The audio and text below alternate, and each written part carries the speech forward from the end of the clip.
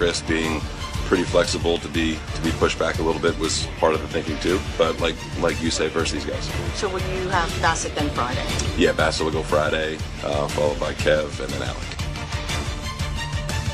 That was Blue Jays manager John Schneider speaking with Sportsnet's Hazel May, and it will be Kikuchi today against a lefty-heavy Orioles lineup. Chris Bassitt on Friday against a more righty-heavy Rays order. I'm Ben Schulman alongside Chris LaRue. In a roundabout way, the Blue Jays have a chance to sweep the Orioles today. Appreciate you tuning in for this Wednesday matinee. Game 2 starting early today, and Yusei Kikuchi getting the start today, Chris, coming off 8 innings against Minnesota. Yeah, he threw 97 pitches and 68 strikes. He's been on an absolute tear. 1 walk in his last 4 starts. This guy has some of the best stuff, not only for a left-handed starter, but for any starter in the big leagues. And he's learned how to pitch, which is the most important thing, and how he's able to be so good this season. He throws strike 1, and then he's able to mix in the curveball, mix in the slider. I don't care what John Schneider's reasoning for having Yusei Kikuchi start this game. This is a massive game for this Toronto Blue Jays team, and Yusei Kikuchi should be starting this game. Before we get into the game, let's take a look at the Bet365 standings. At Bet365, you can bet live in-game on game props, totals, and the money line. Download the app and find out why it's never ordinary at Bet365. 19 plus, play responsibly, Ontario only. The Yankees with a win yesterday jumped in front of the Orioles, who did not play. The Yankees 28-15, Baltimore 26-14. Boston beating Tampa Bay yesterday, so the Red Sox 22-20, the Rays 21-22, and then the Blue Jays at 19-22. Kyle Bradish getting loose right now, the starter for the Orioles. The Blue Jays lineup goes as follows. Right fielder George Springer leads off. Left fielder Dalton Varsho hits second. The first baseman Vladimir Guerrero Jr. hits third. Behind him, the shortstop Bo Bichette. The catcher's Danny Jansen. He'll bat fifth. Second baseman Davis Schneider hits sixth. Daniel Vogelbach is the DH. He'll bat seventh. Ernie Clement, the third baseman, hits eighth. And Kevin Kiermaier batting ninth with Yusei Kikuchi on the mound for the Blue Jays. George Springer about to get set to lead off, but Bradish still warming up, so we'll give you the Baltimore starting lineup. For Brandon Hyde's team, it's Jordan Westberg, the third baseman, leading off. Catcher Adley Rutschman hitting second. First baseman Ryan Mountcastle bats third. It's Gunnar Henderson at short hitting cleanup. The right fielder and number 5 hitter is Anthony Santander. Jorge Mateo is the second baseman hitting sixth. Batting seventh, Colton Cowser in left. James McCann hits eighth and catches. And Cedric Mullins plays center and bats ninth. Kyle Bradish getting some of the dirt out of his cleats. It is a bit of a sticky dirt day in Baltimore. It was raining before the start, but the rain has cleared. And the 6'3" right-hander from Arizona, Kyle Bradish, ready to face Springer. The right-hander kicks and fires, and the first pitch is a fastball for strike 1. Time of the first pitch today is 12:36 Eastern. It's 19 Celsius in the mid-60s Fahrenheit. Cloudy day in Baltimore. 0-1. Springer rolls over a pitch to third base, picked up there by Westberg. The throw on to first, and there's one out. Yeah, Kyle Bradish loves to throw that sinker. That was a slider there to get George Springer, but that sinker is pretty good. 94 to 97 miles an hour. Not so much downward action on it. He'll get more horizontal action on that sinker, but he throws it 41% of the time. For Bradish, this is his third start of the season. No record, a 1.86 ERA in 2 previous starts. First pitch to Dalton Varsho. High ball 1. Bradish is coming off an excellent 2023. Went 12-7 with a 2.83 ERA in 30 starts. The right on left pitch. Swing and a miss. A fastball at the bottom of the zone. Strike 1. And if you can believe it, he's been even better this season with a 1.86 ERA. I know a small sample size, but still, he's been just as good, if not better, this season. The 1-1. Breaking ball fouled off, 1-2. Bradish's year got started late this season because of a UCL sprain that they diagnosed arriving to spring. Initial concern whether it would be a very long-term injury, but Bradish started rehab about a month ago today. His 1-2 to Varsho. High, Varsho lays off the heater. 2 balls and 2 strikes. The fact that he's back throwing 97, 98 miles an hour after a UCL sprain is pretty incredible. Normally you get a pitcher that has a UCL sprain, that means Tommy John surgery.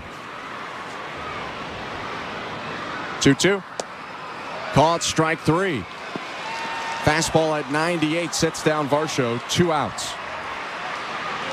The first inning is brought to you by Armstrong Bird Food. Bring nature to your backyard with Armstrong. Feeding Blue Jays since 1986. Visit ArmstrongBirdFood.com. Vladimir Guerrero Jr. about to step in for the Blue Jays. 2 outs and the base is empty. No score. Top of the first inning. James McCann sets up low and the pitch. Breaking ball right on the bottom of the zone for strike 1. All of the velocity up right now from the season averages early on for Bradish, who throws an average of 95 on his fastball, but has, as you said, been more 97, 98. 0-1 breaking ball is in there, strike 2. Even that slider at 90 rather than the 88 average he's had.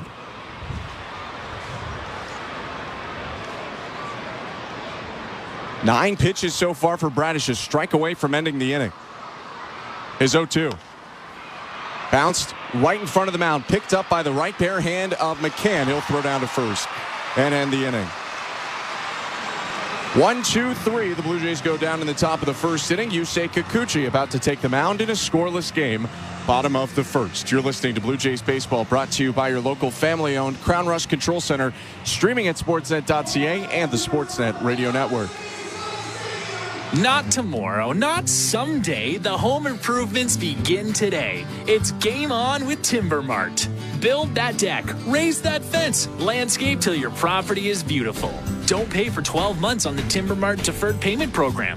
Your locally owned, completely Canadian hub of building and renovation expertise. Get your Timber Mart credit card at participating locations and pay later. 12 months later. Conditions apply. Ask in store for details or apply at timbermart.ca. Which Looney Dogger are you? The fork and knifer, splatterer, condiment queen, or Big Dipper? This season at Rogers Center, every Tuesday home game is Looney Dogs Night, presented by Schneider's. You will have the opportunity to purchase $1 hot dogs from various concession stands around the stadium. Then show the world your Looney Dog style. Because whether you're the mustard maven or ketchup king, no Blue Jays game is complete without hot dogs. So don't miss out on this deal. Looney Dogs Night, presented by Schneider's, every Tuesday home game. At Bet365, we don't do ordinary. That's why we introduced in-game betting. Because when the game starts, the action doesn't stop.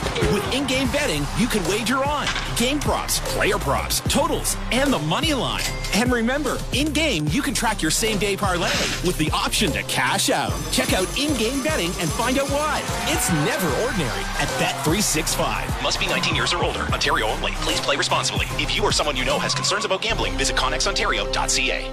Hey, this is Trevor Richards. You're listening to Toronto Blue Jays Baseball on the Sportsnet Radio Network. Welcome to the Timber Mart broadcast booth. I'm Ben Schulman alongside Chris LaRue. Bottom of the first inning, no score, Blue Jays and Orioles. Yusei Kikuchi, the left-hander on the rubber for Toronto, making his 9th start of the year. He faces Jordan Westburg, and the first pitch is popped up foul, 0-1. Jordan Westburg, Adley Rutschman, and Ryan Mountcastle will hit in the first inning of Kikuchi's 9th start. The left-hander 2-3 this year with an ERA at 2.64. 0-1. Bounce the breaking ball, 1 ball, 1 strike. Perhaps most impressive for Yusei Kikuchi, those 46 strikeouts in 47 2/3 innings, paired with only 9 walks. 1-1. Breaking ball in the dirt, 2 balls and 1 strike.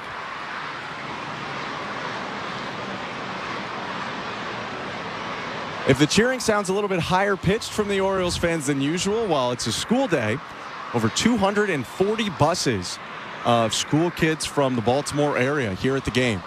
2-1 is a fastball hit in the air to right. Springer going back at the track, looking up, it's gone. Leadoff home run for Jordan Westburg, and the Orioles have a 1-0 lead in the bottom of the first. Jordan Westburg absolutely drilled that baseball to right center over that short wall there in right field. But Yusei Kikuchi fell behind. He was behind in the count 2-1, and you can't fall behind to this Orioles lineup. They are too good. And Westberg just hit his 7th home run of the season. Usually hits in the bottom third or close to it in the lineup, but against a lefty, they move him up to the top. And the Orioles quickly jump out to a 1-0 lead. First pitch to Adley Rutschman is called strike one.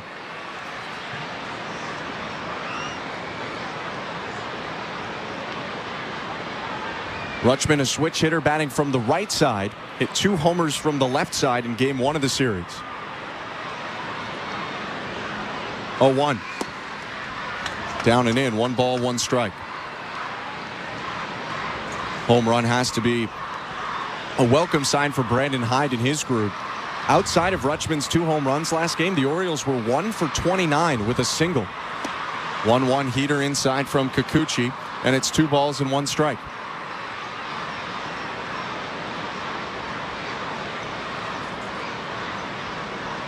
So far this season, the right side has been much less friendly for Rutschman than batting from the left side. 2-1 pitch, high, 3 balls and 1 strike. In sum, though, the catcher hitting .309 this year, 6 doubles, 8 homers, and 25 RBIs. 3-1 pitch. Hit foul down the right field line and into the seats.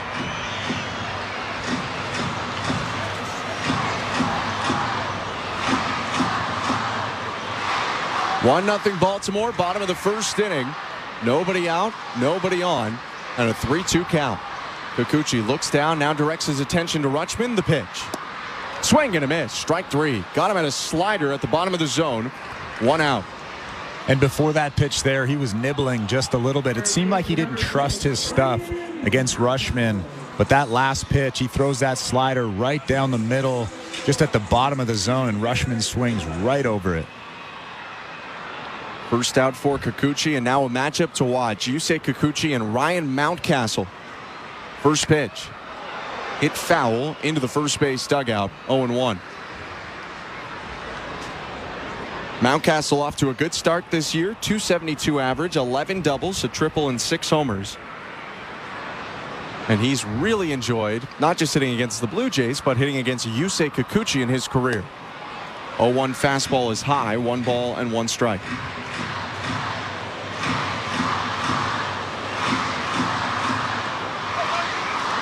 This matchup has yielded 4 home runs for Mountcastle in his career in 15 at-bats against Kikuchi.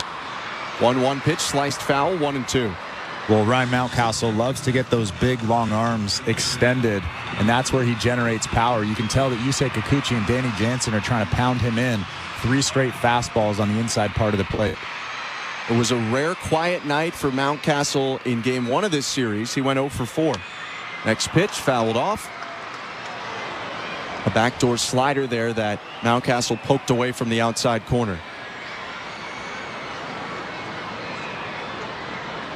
1 ball and 2 strikes, 1 out and the base is empty. 1-0 Orioles after the Westberg homer. The 1-2. Swing and a miss, strike 3. Got him to go around on a back foot curveball, and back-to-back strikeouts for Kikuchi.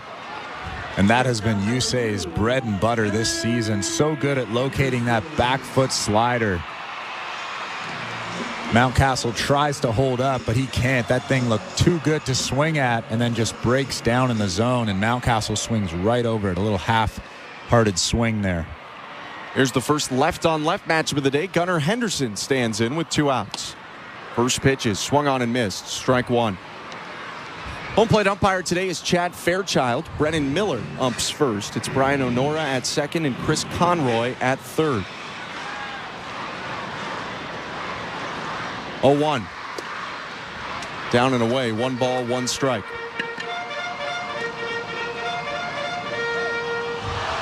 Henderson hitting around 200 in his last 16 games, but on the season still at .264 and has 12 homers. 1-1. Slider missed outside. 2-1. Could see the frustration, though, in the recent stretch for Henderson. If you go back to his strikeout in the 8th inning, he slammed his bat down in the game 2 days ago. 2-1. Fastball inside, 3 balls and 1 strike. Well, I'm sure a lot like Bassitt, he's never had any kind of failure at all in his baseball career, whether it be high school, whether it be minor leagues, or whether it be big league. The 3-1. Down and away ball 4. A 2-out walk to Henderson. Here comes Anthony Santander. I don't love that pitch selection there. You have two outs. Bases are empty. Here comes Pete Walker. I don't know what's happening. It's a mound visit from Walker. 20 pitches into this first. But it just seemed like you're nibbling a little bit. You have a guy that's struggling. Yes, Gunnar Henderson does have 12 home runs, 27 RBIs, but he's been scuffling, and he is a left-handed hitter. Just make a good pitch. Throw that fastball down in the zone. You don't need to nibble against anybody. Quick talk, and Danny Jansen and Pete Walker head back to their spots. Yusei Kikuchi digging out some dirt, licking his fingers on the rubber, and trying to get out of this first inning. A home run to lead it off by Jordan Westburg, followed by back-to-back strikeouts of Rutschman and Mountcastle, a Gunnar Henderson walk, and here's switch hitter Anthony Santander, who will bat from the right side. Unlike Rutschman, the actual preferred side of Santander. First pitch. Fastball at the top of the zone, strike one. Good fastball right there to get ahead in the count. I wouldn't be surprised if Pete Walker came out to the mound and said, hey, trust your fastball. Get ahead of these hitters, and then you can throw your breaking stuff. Kikuchi looking at the runner Henderson, who has 6 stolen bases this year. And the pitch. Fastball at the outside top part of the zone for strike 2. Yeah, no need to nibble. 2 quick strikes there on 2 good fastballs. Santander batting .212 this year, over 300 against left-handed pitching, below 200 against right-handed pitching. The lefty Kikuchi steps forward toward first and throws over. Henderson jogs back in safe.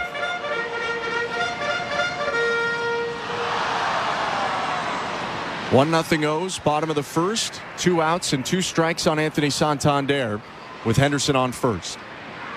0-2 pitch. Henderson takes off. It's a swing and a miss at a fastball. Strike 3.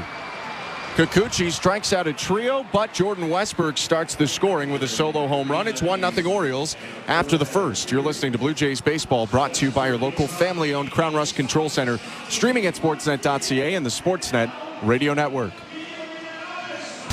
The PGA Championship is on SiriusXM. Follow all the action on Channel 92. Scotty Scheffler just makes an eagle at the 8th. Our roster of experts discuss whether Scotty Scheffler will win his second major of the year. Obviously, I love Scotty still. I like him anywhere he goes right now. And that sounds like, oh, no kidding, but it fits him. Coverage of the PGA Championship from Valhalla Golf Club begins tomorrow at 2 Eastern on Channel 92 in the car and on the SiriusXM app. Fantasy Sports Radio is helping you win your fantasy leagues right now on Channel 87. It's a home run for Ronald Acuna. From in-season fantasy baseball management to daily fantasy playoff basketball to reacting to the NFL draft, Fantasy Sports Radio is here to help you dominate. Don't ever take a player that you don't intend to keep all year. Don't do it. It's terrible management. Fantasy Sports Radio, your home for fantasy sports. Channel 87 and on the all-new SiriusXM app. The NASCAR Cup Series is on SiriusXM. We're back on the track Sunday, 5 p.m. Eastern. It's the NASCAR All-Star Race from North Wilkesboro Speedway. Yeah! On SiriusXM NASCAR Radio Channel 90 in the car and on the all-new SiriusXM app. Get closer to everything that moves you wherever you are with the SiriusXM app. Let's make some smoke and drink some beer. Yeah! Hey, baseball fans, the NBA postseason is in full swing, and your home for nonstop discussion every day and playoff action on the court every night is SiriusXM NBA Radio Channel 86 and on the brand new SiriusXM app. The Sportsnet Radio Network. The second inning is presented by Bet365. Download the Bet365 app for today's baseball odds and find out why it's never ordinary at Bet365. 19 plus, play responsibly. Ontario only. 1-0 Orioles. Bassitt leading off. The pitch from Kyle Bradish is hit in the air to right. Santander racing toward the retaining wall, and it lands in the seats. 0-1. And I know I've said this a lot over the last week or so,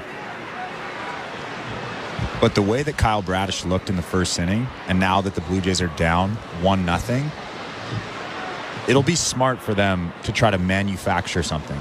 Try to get a couple runs early based on hit and runs, stealing bags, be aggressive. 0-1 pitch, swing and a miss, strike 2. That's Chris LaRue. I'm Ben Schulman. Show Ali, our host and producer today. Tom Young, our technical director.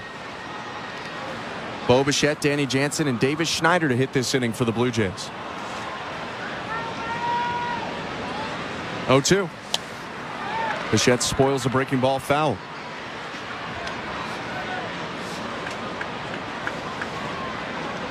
For Kyle Bradish, he leads with his sinker, but throws a healthy amount of sliders and curveballs as well. Will also use the four-seamer, although he's really backed off of that from last year. 0-2. Spiked a slider. 1 ball and 2 strikes.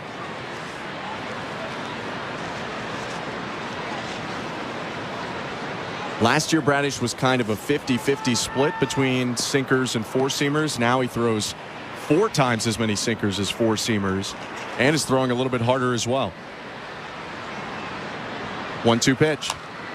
Bichette bounces a fastball softly to third. Bare hand try by Westbrook. Throw on to first. Pulls the first baseman Mountcastle off the bag. And Bichette is safe. That'll likely go as a base hit for Bo Bichette. Tough play for the corners for the Orioles. Mountcastle tried to swipe the tag behind him, but couldn't touch Bo. Yeah, Bo Bichette will gladly take that hit right there. He was busting it out of the box. Tough play for Westberg. Bare hands that baseball. Makes a tough throw to first base, but I think Bo might have beaten it out anyways, even if that was a good throw. Maybe not. It's pretty close, and Bichette will get the base hit. So he's aboard to lead off the second. Here's Danny Jansen. First pitch. Sinker on the outside edge. Strike 1. Jansen making his first start since May 11th. Dealt with back spasms over the last couple days.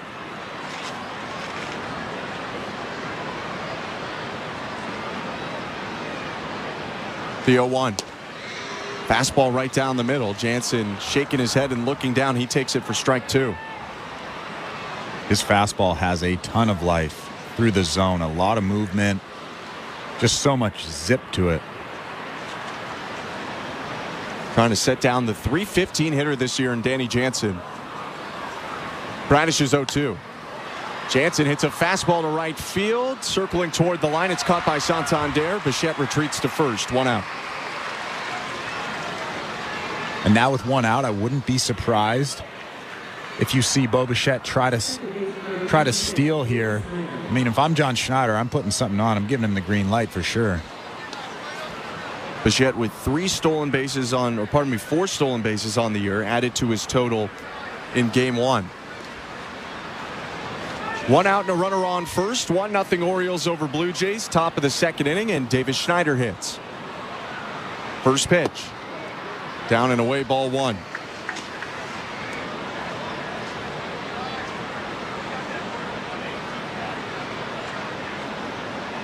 Schneider batting .263 this year, 4 homers, 15 RBIs.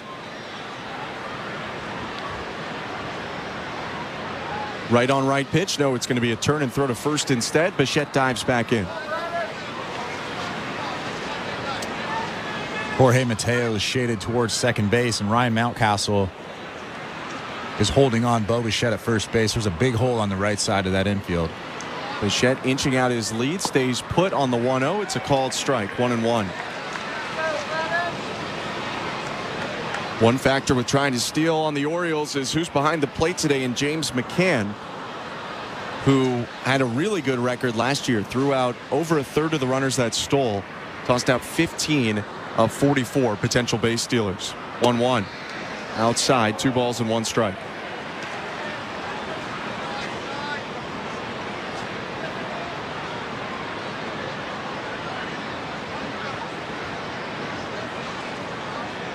Schneider hitless in the opener in 5 tries. That was in the leadoff spot.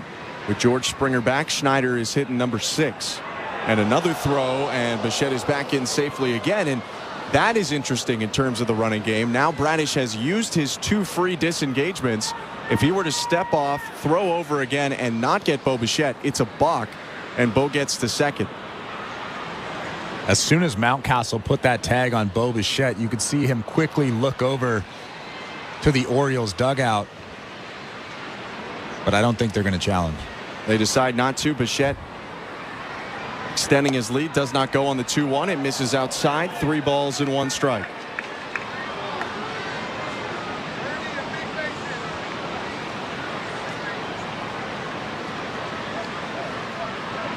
Took Bradish just 10 pitches to get through the first inning. He's already thrown 12 in the second and has 1 out and a runner on first.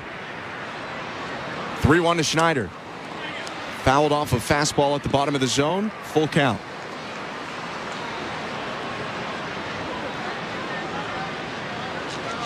Daniel Vogelbach taking his warm-up swings with the donut on his barrel on deck.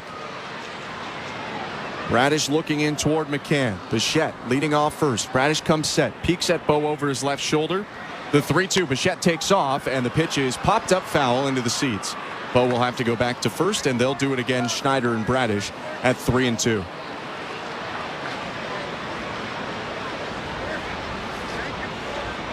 Davis Schneider would love to have that pitch back. Fastball right down the middle, and he was just a tad bit late on it.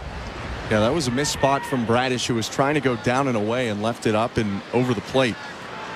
He's ready to go again. The 3-2. Bo takes off again, and it's down and away, ball 4. Nice battle there by Davis Schneider. A 7-pitch walk. Bassitt up to second, and the Blue Jays have a pair on. Only 1 out, and Daniel Vogelbach coming to the plate.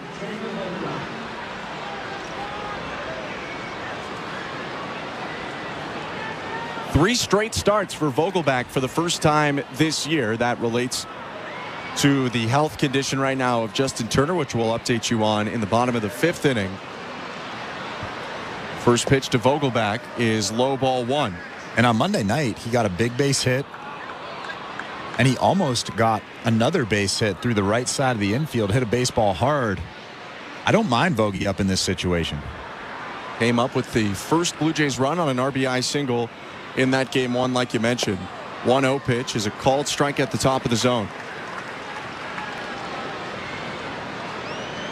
Vogelbach did also walk in game 1 of this series.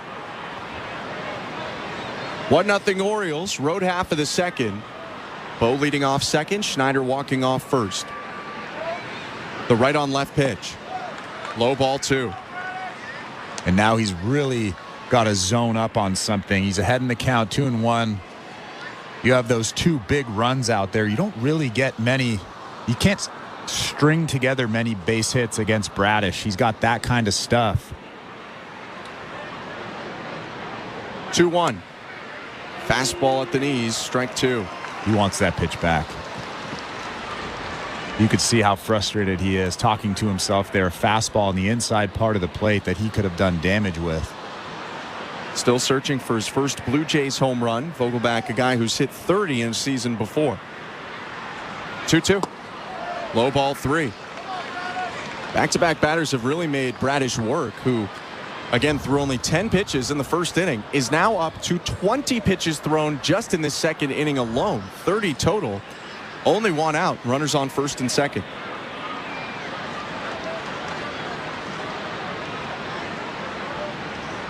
Bradish adjusting his cap, now comes set at the belt. A deep breath, a look at Bo at second. And the payoff. Ball 4, no. Called strike 3. Very delayed from Chad Fairchild. He rings up Vogelbach, who was steps down the line and is still talking to him about it right now. A look of disgust from John Schneider in the dugout. There are 2 outs. And that was not a strike, but it was probably too close to take. It was in off the plate just a little bit. McCann does a good job of framing that pitch, but Vogelbach took about 4 or 5 steps towards first base. He didn't even realize that he was rung up at first base. Not happy with that call. That's too close to take. That is. It's kind of the definition of a borderline pitch, that one right there. So now 2 outs. Ernie Clement coming up. First and second, 1-0 Orioles, and the first pitch to Clement is a breaking ball for strike 1. Ernie had 2 hits in game 1 of this series, his first multi-hit game since April 16th.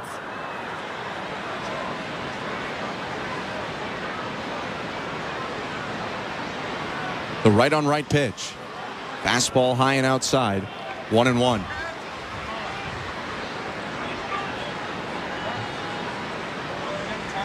Ernie's been solid for the Blue Jays in situations like this. With runners in scoring position, he's batting almost .280 this year. Bo on second, Schneider on first. The pitch. Down and away, ball 2.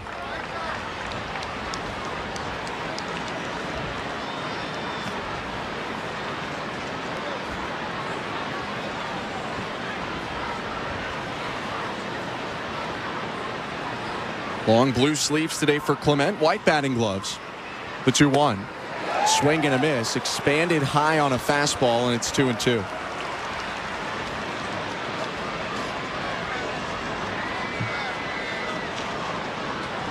Clement, one of the freer swingers in baseball. We saw him hit a ball out of the yard at his eyes almost earlier in the year.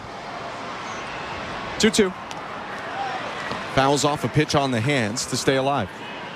Tough pitch right there. 96.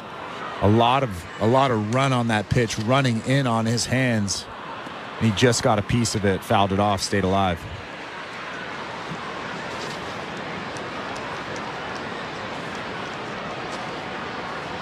Bradish in the set. Looks back at Bo and fires.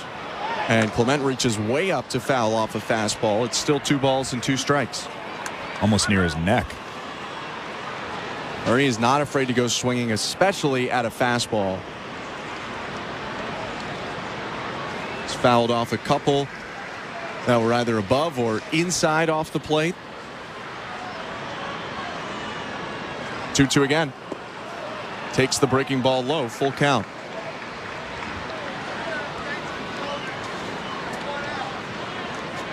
Blue Jays runners will get a head start here with a full count and 2 outs. It'll be Bo Bichette running off first and Davis Schneider, or pardon me, Bo Bichette running off second and Davis Schneider running off first.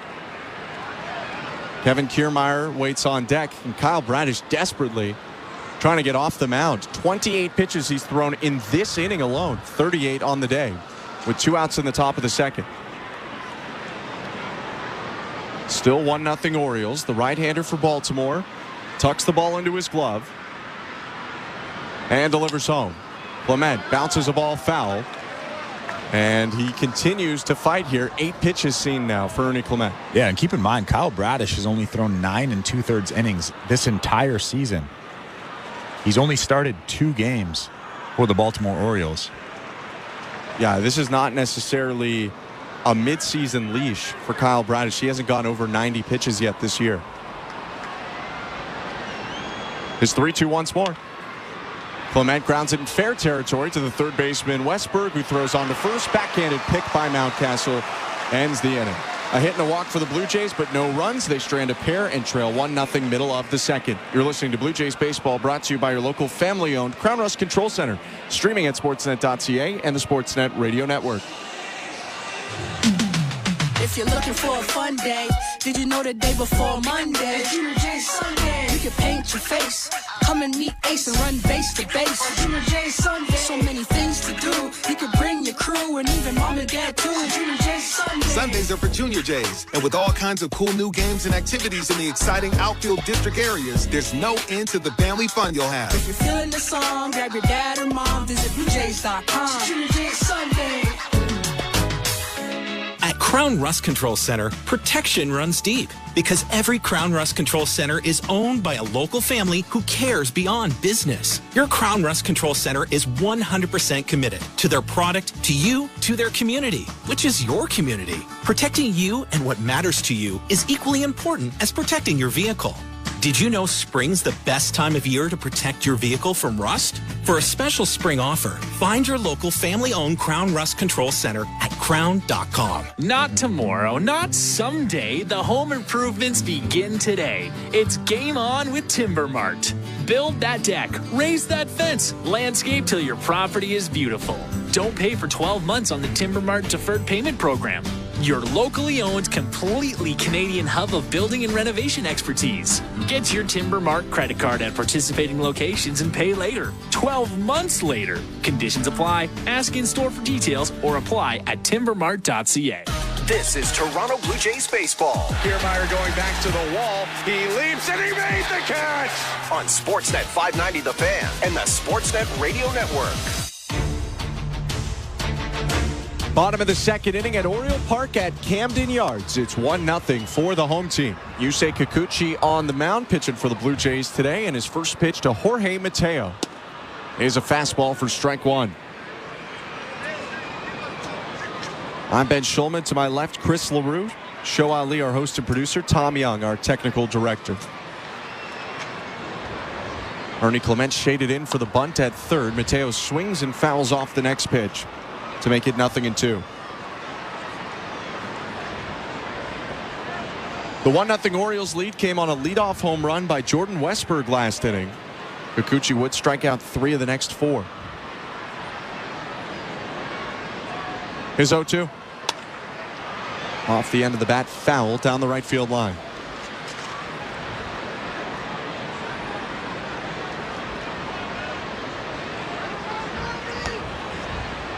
Mateo hits in the 230s on the year, but hits over 400 in his career against Yusei Kikuchi, and that's part of the reason he's been moved up from really the bottom 1 or 2 spots in the lineup usually to the number 6 spot today in the Orioles lineup. The right-handed hitting middle infielder has an open stance. 0-2 pitch is lifted foul off to the right. That'll get out of play, and it's still no balls, 2 strikes.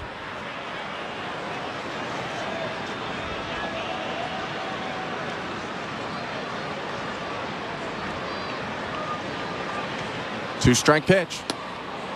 Fastball high. Mateo started the swing, but held back. Confirmed on appeal to Brennan Miller at first. 1-2. I like that sequence right there. A curveball down in the zone, and then they tried to elevate with a fastball. I would probably try to elevate again here. 1-2 breaking ball in the dirt is blocked by Jansen. It's ball 2. Or that.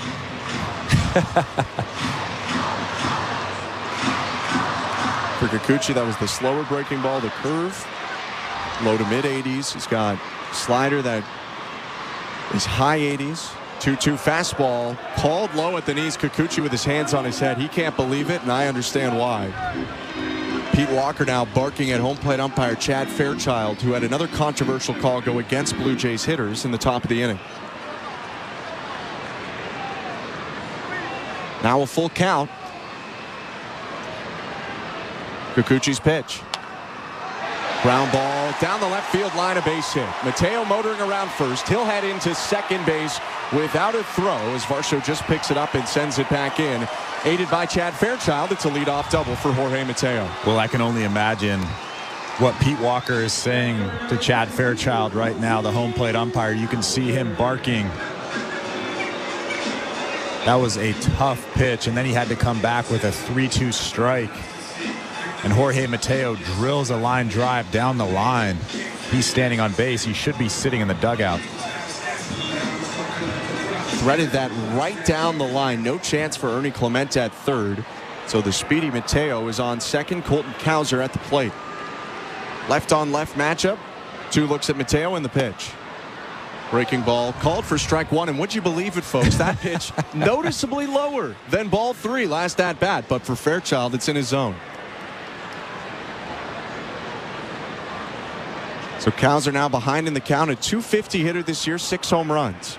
0-1 in the dirt.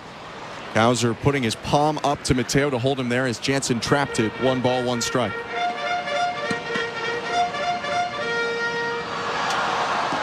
One 1-0 Orioles. Runner on second, no outs. Bottom of the second inning.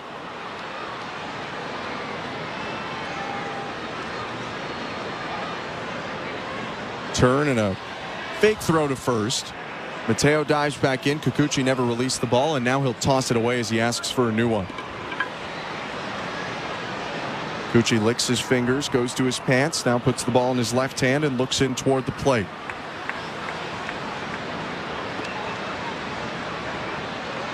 The 1-1.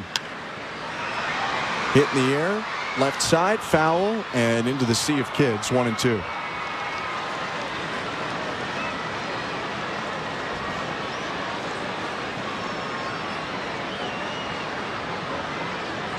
Colton Cowser in left field as he was in game 1 when he went 0 for 3 with a walk. Cowser asked for time, so he's just stepping back in right now. Other than Ryan O'Hearn and Adley Rutschman, Cowser was the only one to reach base in the first 9 innings of that 10-inning game.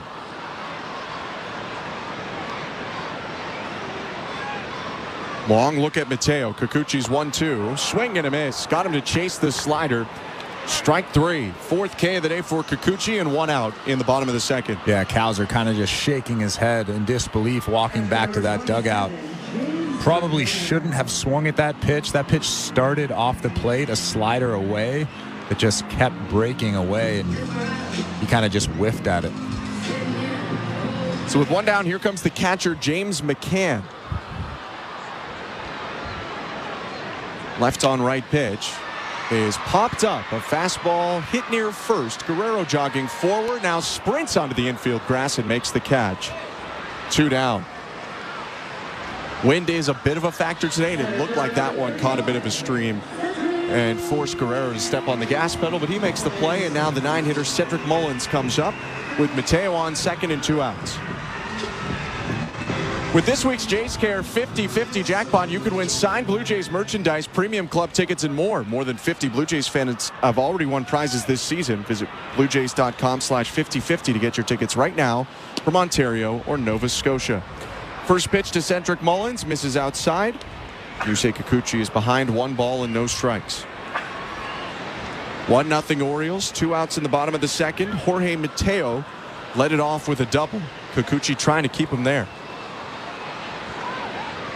Spin and a throw to second. Bassitt applies the tag, but Mateo back safe with a dive. You do really got to watch Jorge Mateo, who swiped 32 bases last year, 35 the year before that, and that led the American League in 2022.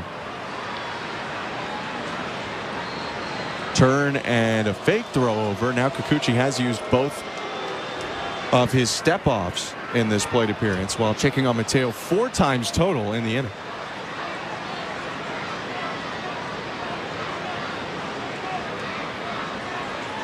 The 1-0. Mullins reluctantly goes around on an inside fastball, 1-1. There are 2 outs, and there is a left-handed batter up at the plate. So even if Jorge Mateo wanted to steal third, it's still probably shouldn't. They might just let him. 1-1. Popped up near the plate. Guerrero coming down the first baseline, but Jansen called it all the way, catches it on the foul side for the 3rd out. Good resilience from Kikuchi. He gets a bad break on a missed call and gives up a double, then 3 straight outs to strand Mateo and keep it a 1-0 game. We head to the 3rd. You're listening to Blue Jays Baseball, brought to you by your local family-owned Crown Rust Control Center, streaming at sportsnet.ca and the Sportsnet Radio Network. Bring excitement to your landscape with Proven Winners Color Choice Shrubs. These flowering shrubs and evergreens have been trialed and tested by experts to make sure they look better and bloom better. So they're just as easy to care for as what's in your landscape now, but a whole lot more colorful and interesting. Look for Proven Winners Color Choice Shrubs in the distinctive white container at your local garden center, or learn more at provenwinnerscolorchoice.com. How country is Blue Jays pitcher Chris Bassitt? He's so country, he showers in his boots. His truck needs 3 parking spots. He's so country, he played the banjo in his high school band. Chris Bassitt is so country that he wants you down at the ballpark for Country Night. Arrive early on Country Night to get your Chris Bassitt Hound on the Mound bobblehead, live country music, and featuring a pregame performance by Owen Riegling. Country Night, Friday, May 17th. For tickets, visit BlueJays.com. At Bet365, we don't do ordinary. That's why we introduced in-game betting. Because when the game starts, the action doesn't stop. With in-game betting, you can wager on game props, player props, totals, and the money line. And remember, in-game, you can track your same-day parlay with the option to cash out. Check out in-game betting and find out why. It's never ordinary at Bet365. Must be 19 years or older. Ontario only. Please play responsibly. If you or someone you know has concerns about gambling, visit connexontario.ca. This is Jose Berrios, and you're listening to Toronto Blue Jays Baseball on the Sportsnet Radio Network. The third inning is brought to you by the local family-owned Crown Rust Control Centers in Simcoe and Tillsonburg. Protect your vehicle from rust today. Find your local family-owned Crown at crown.com, Canada's #1 rust protection. Top of the third inning, 1-0 Orioles over Blue Jays, and the first pitch from Kyle Bradish swung on and missed by Kevin Kiermaier, 0-1. I'm Ben Schulman. To my left, Chris LaRue. Here's the 0-1 pitch from Bradish. High, 1 ball, 1 strike. Kiermaier is the 9th hitter for the Blue Jays, and he's making his first start back from dealing with the illness that's been going around the team. Was penciled in to start yesterday, but makes the start today. 1-1 fastball hit well, left center field.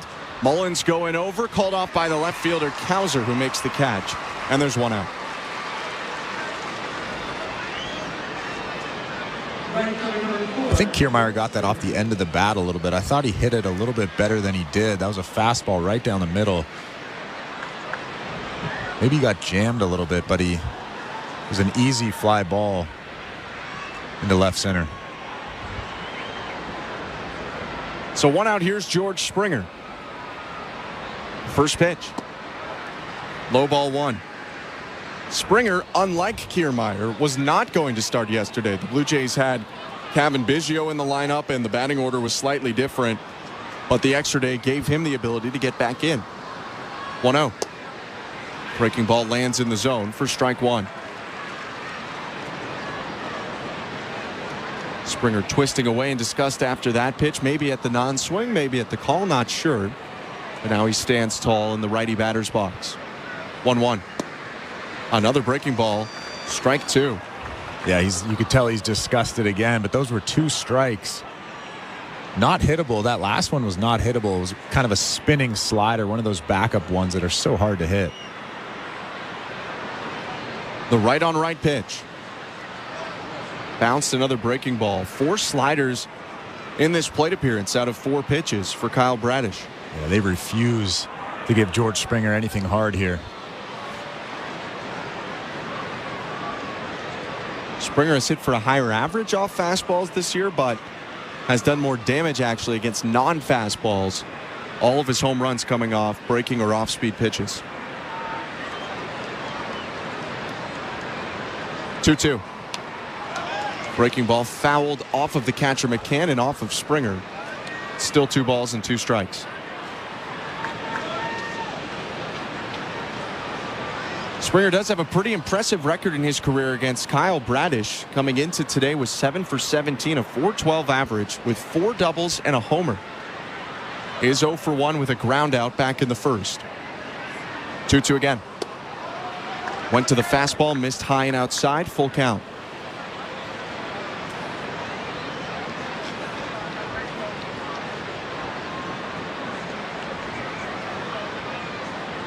Goateed Bradish looking in. 3-2.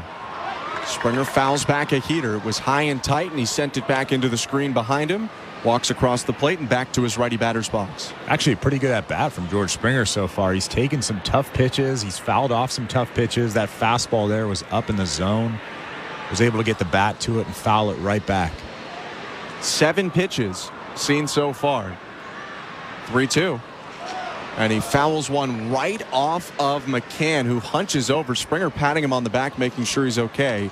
The veteran catcher asks for a ball, but home plate ump Chad Fairchild's going to give him a second here and walk the ball out instead. Yeah, that went right off his padding, right on the kneecap. That can't feel good. He'll get a breather here, and now an 8-pitch battle. Blue Jays have really taxed Bradish recently. Other than the 3-pitch Kiermaier flyout, it was Springer for 8, Clement for 9, Vogelback for 7, Schneider for 9. Those ones at the end of last inning. 3-2. Fouled off again. Might have been ball 4, but it was a slider close, and Springer decided to swing and spoil it anyway. Yeah, Bradish has now thrown 52 pitches through 2 1/3 innings. If you weren't with us last inning, he hasn't thrown more than 90 this year. He's just making his 3rd start back, coming off a UCL sprain.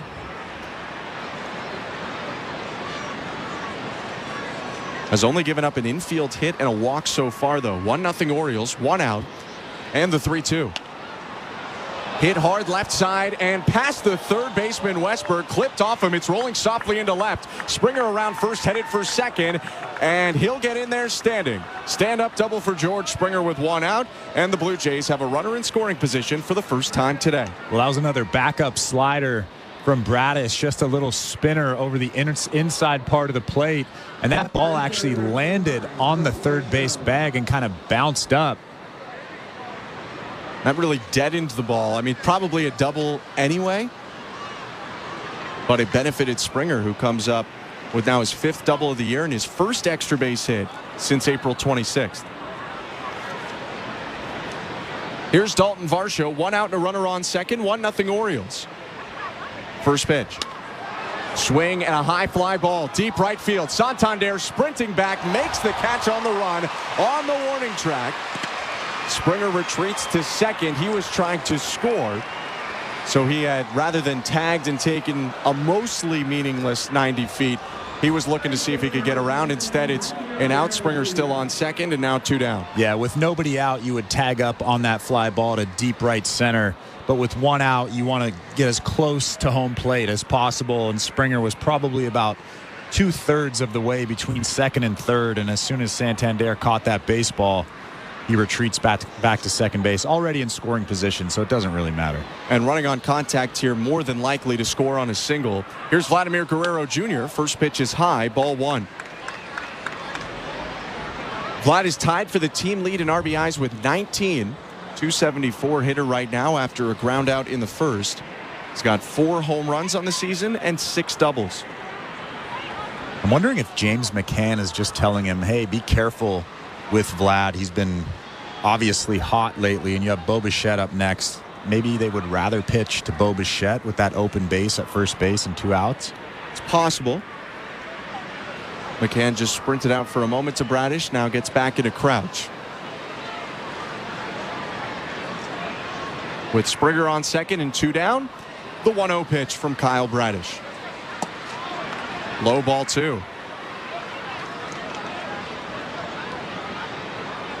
I don't like how Fairchild calls strikes and balls. Even on balls, he steps back like he's about to call a strike. That would bug me as a pitcher. The 2-0.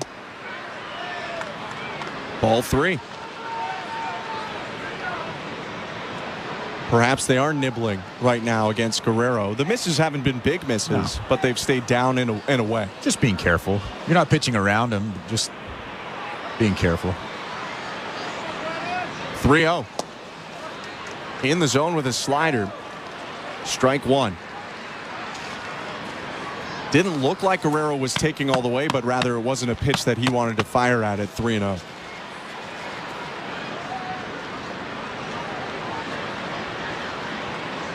A peek at Springer on second. The 3-1.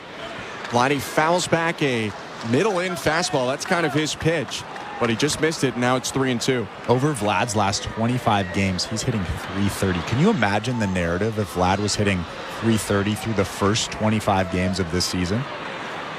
Certainly, it would look a lot different for him, and it might look, one guy can't do it all, but it would look potentially a lot different for the Blue Jays as well. Guerrero asked for time, stepped out, and now he's back in the box.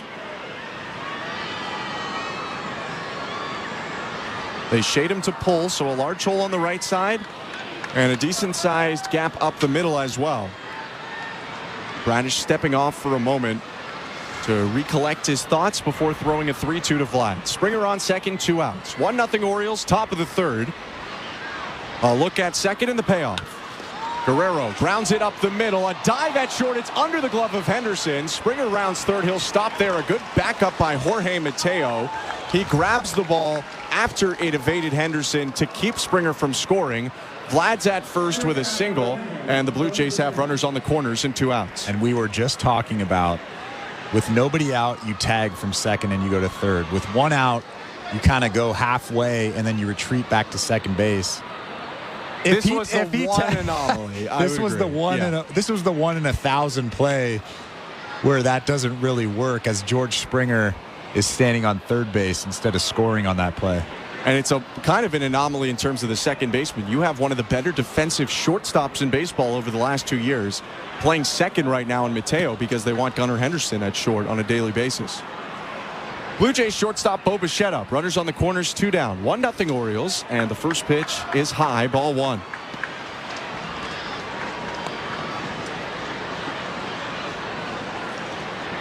I think if we agreed with the Springer logic before, we can't switch up on it now. No. That's baseball logic. I think that managers actually get mad at players if they don't follow that. 1-0 to Bo. Swing and a high fly ball right field. Santander running back, turns. It's off his glove and down on the track. Springer in to score. Vlad around third. Here's the relay throw from Mateo. It's late. Bassitt on second with a 2-run double. 2-1 Blue Jays. And that is vintage Bo right there, taking that tough pitch down and away and drilling it almost to the wall in right field. Santander gets spun around. That is a great looking swing right there. A slider on the outside part of the plate, the twirl and the finish. Blue Jays up 2-1. And Santander is down, or he's up now, but still hunched over on the track. He took an awkward angle to that ball, started left, had to turn back right, and it looked like his knee almost buckled as he went into the fence. And I think part of the miss on that ball that he maybe could have caught was because he was trying to find the fence as well, but didn't find the ball or the wall in time. Santander remains out there, though, which is good news. Here's Danny Jansen. Blue Jays up 2-1 after the Bichette double. Bo on second. 2 outs, top of the third. The pitch. And Jansen sends a fly ball to right center. Not very deep. Santander moseying over, makes the catch, and ends the inning. Toronto with 2 runs on 3 hits takes a 2-1 lead. They leave 1 on. We're at the middle of the third. You're listening to Blue Jays Baseball, brought to you by your local family-owned Crown Rust Control Center, streaming at sportsnet.ca and the Sportsnet Radio Network. The NASCAR Cup Series is on SiriusXM. Let's go, baby! We're back on the track Sunday, 5 p.m. Eastern. It's the NASCAR All-Star Race from North Wilkesboro Speedway. Yeah! On SiriusXM NASCAR Radio Channel 90 in the car and on the all-new SiriusXM app. Oh, yeah! Get closer to everything that moves you wherever you are with the SiriusXM app. Let's make some smoke and drink some beer! Yeah! The South Carolina Gamecocks are on top of the women's college basketball world yet again. Perfection for South Carolina. 38 games, 38 wins. We're reacting to the perfect season and talking to the biggest names right here on Channel 374. Congratulations, Coach Staley. What does this particular title mean to you? This title is pretty special because it was unexpected. Keep it locked into SiriusXM SEC Radio as we continue to break it all down and celebrate the Gamecocks' 3rd national title. Are you regretting eating that gas station hot dog? Yeah, we know. We've been there too. This is a message for baseball fans like you. Did you know that you get a channel that's talking baseball 24/7 as part of your SiriusXM subscription? What? Our lineup includes shows hosted by former big leaguers and executives. Plus, you'll hear from 17 managers each week. MLB Network Radio is on SiriusXM Channel 89, or just search MLB Network Radio on the SXM app. SiriusXM Sports. We're more than just a game. 24/7, 365 coverage of all things NASCAR. All things NASCAR happens exclusively on SiriusXM NASCAR Radio, Channel 90. The Sportsnet Radio Network. Welcome to the Timbermart broadcast booth. When it comes to home improvements, Timbermart has the expert advice and the right products at the right price, so you won't find yourself out in left field on your next DIY project. Game on, home team. Timbermart is Canada's building center. I'm Ben Schulman alongside Chris LaRue. Bottom of the third starts with a strike. Yusei Kikuchi delivering to Jordan Westberg, and it's 0-1. 2-1 Blue Jays over the Orioles. Bo Bichette's 2-run double in the top half of the inning has propelled Toronto in front. 0-1. Swing and a foul tip. 0-2. Now Westberg leads off with the top of the order coming up for the Orioles, and Westberg provided the lone Baltimore run so far. He led off the offensive afternoon for Baltimore with a home run in the first. 0-2. Breaking ball in the dirt. Westberg looks at it but lays off.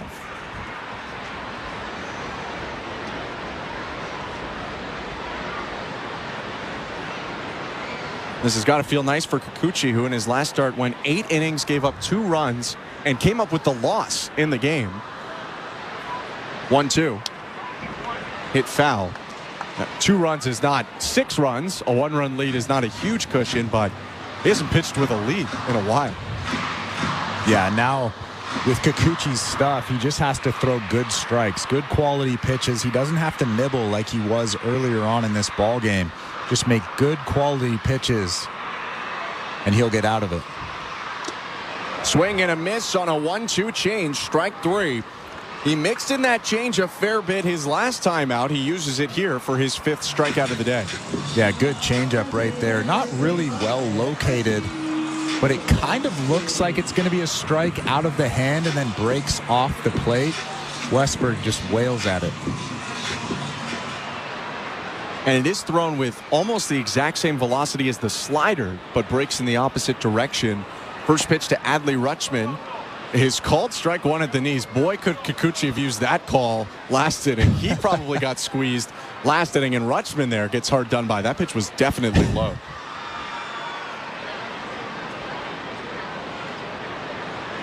The 0-1. Rutschman hits a ball to left center, not very deep. Varsho coming in. He'll make the catch with Kiermaier pointing at him the whole time. They use a lot of hand signals out there, especially on loud days like a school day in Baltimore. And Kiermaier was letting Varsho know he was not going to come for that one. 2 outs. Yeah, Rutschman got that off the end of the bat. He was out in front of that curveball. That curveball was right down the middle. Yeah, you're right. Kevin Kiermaier kind of pointing at Dalton Varsho just to let everybody know that he's got that baseball. First pitch to Ryan Mountcastle is low, 1-0. 2 out, space is empty. Bottom of the 3rd, 2-1 Blue Jays over the Orioles. And Varsho, a big Green Bay Packer fan, went to hand the ball to Bo and pulled the play action, yanked it away from him and threw it into the infield. 1-0 pitch is lined over the leap of Davis Schneider, the second baseman, and into center field. You weren't going to keep Ryan Mountcastle hitless for a whole series against the Blue Jays. There's his first one in 6 tries. Yeah, even if it is only 2 games, he drills that baseball into center field just out of the reach of Davis Schneider at second base. I can't tell if the Blue Jays are Ryan Mountcastle's least favorite team or favorite team in Major League Baseball, because he sure has a lot of fun playing against Toronto. 2 down, runner on first, bottom of the 3rd, 2-1 Toronto. Gunnar Henderson up. Left on left. First pitch is outside, ball 1.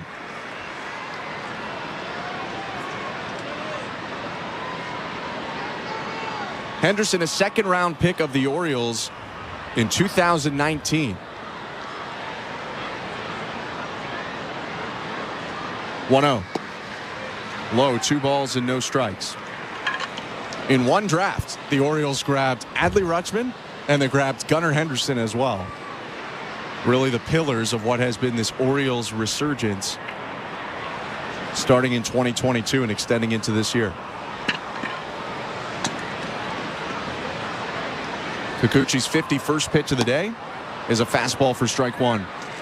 A well-located fastball down and away. That's really all he has to do with that pitch. Don't try to do too much. Don't nibble. Just make a good quality pitch. His stuff plays against any hitter. Kikuchi stares at first, now fires home, and the fastball is bounced to first. Guerrero flips it to Kikuchi, bare hand catch, and Kikuchi steps on the bag for the out. How do you like that? You say Kikuchi showing off the hand-eye, and he strands the 2-out single to end the inning. 2-1 Blue Jays after 3. You're listening to Blue Jays Baseball, brought to you by your local family-owned Crown Rust Control Center, streaming at sportsnet.ca and the Sportsnet Radio Network. The 2024 WNBA season has arrived. Ionescu wide open, connects! We're getting you ready on NBA Radio. Number 1 overall pick, Caitlin Clark. Can imagine a better place to start my professional career. Brianna Stewart. I'm motivated to individually be better and help do something special in New York. Hear our 2024 WNBA season preview show with Holly Rowe anytime on the all-new SiriusXM app. Just search WNBA. Each night after the horn sounds, NBA Radio has you covered with the best analysis of all the games. When healthy, they check a lot of boxes. We'll break down the playoff action. Tatum saw it coming, picked it off, drives in, and throws it down with 2 hands. And take you inside the locker room to hear from the players and coaches. It seemed like we had a lot of guys that were getting banged up, but we were able to get the job done. Hear the NBA Radio Playoffs postgame show every night throughout the postseason on NBA Radio Channel 86 and the all-new SiriusXM app. Fantasy Sports Radio is helping you win your fantasy leagues right now on Channel 87. It's a home run for Ronald Acuna. From in-season fantasy baseball management to daily fantasy playoff basketball to reacting to the NFL draft, Fantasy Sports Radio is here to help you dominate. Don't ever take a player that you don't intend to keep all year. Don't do it. It's terrible management. Fantasy Sports Radio, your home for fantasy sports. Channel 87 and on the all-new SiriusXM app. The Blue Jays are in flight, leading 3-0. Blue Jays fans, this is Ross Atkins, and you're listening to Blue Jays Baseball on SiriusXM. At Radio Network. The fourth inning is presented by Bet365. At Bet365, you can watch thousands of live games, build your own bet, and you can even make a bet while the game's still being played. 19 plus, play responsibly. Ontario only. First pitch of the fourth goes to Davis Schneider. It's high. Ball 1. Kyle Bradish still on the mound for the Orioles. Gave up 2 runs last inning, and that's why the Blue Jays have a 2-1 lead. 1-0. Swing and a miss on the curveball. 1-1. I'm Ben Schulman alongside Chris LaRue. Chris, early in the game, we noticed the life on Bradish's fastball. He was way above his averages at 97, 98. That seems to have come down a fair bit. The 1-1. Breaking ball misses low. 2-1. That first fastball of this inning was 93. The curveball that was in the mid-80s is now in the low 80s. Maybe just not all the stamina built up for Bradish. Only his 3rd major league start of the year. 2-1. Schneider fouls off a slider. 2-2. Well, he came out of the gates pumping absolute cheese. 97, 98. We were looking at each other like, who is this guy?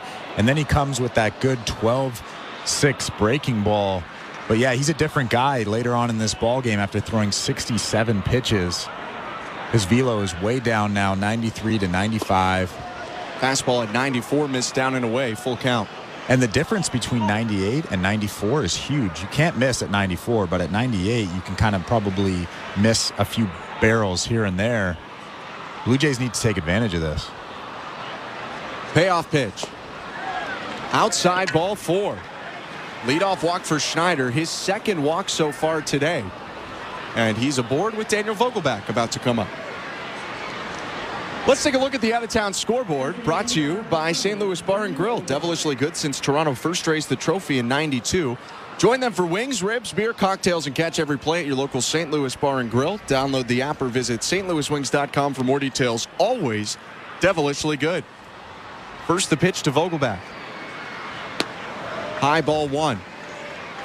Not a lot of games going on right now, but actually 2 of Vogelbach's former teams are playing, and one of them a former Chris LaRue team as well. The Pittsburgh Pirates visiting the Milwaukee Brewers right now. That's a scoreless ball game.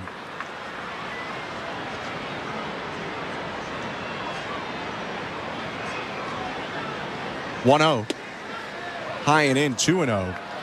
And it's the 2nd major league start on the Milwaukee side for Robert Gasser, who was dealt to the Brewers when Josh Hader went from Milwaukee to San Diego. And just personally, he happened to be on the Fort Wayne Tin Caps when I was broadcasting the Fort Wayne Tin Caps. So he's pitched well so far. He's going to be a problem for the NL Central. I was wondering where you were going with that. I had to give some love to him. He's a great guy, great pitcher. 2-0 to Vogelbach, misses low. 3-0.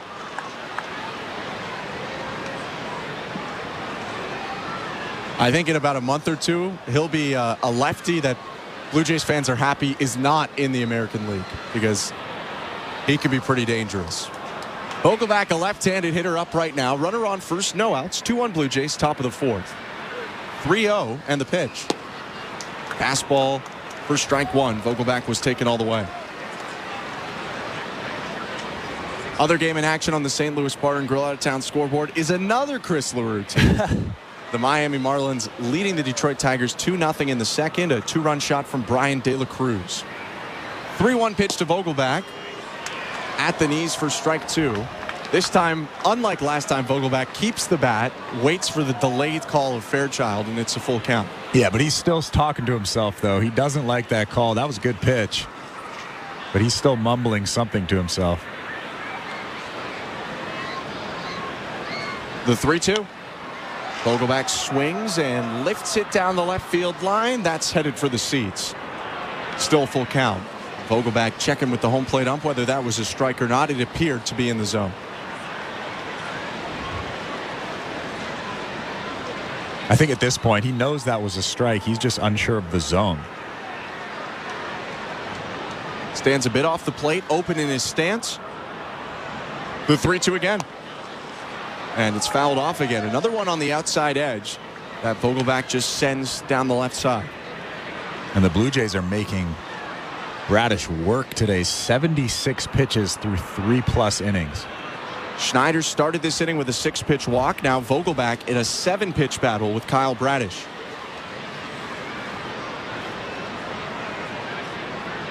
The 3-2. Fouled off again. A breaking ball that Vogelbach hits off his front foot.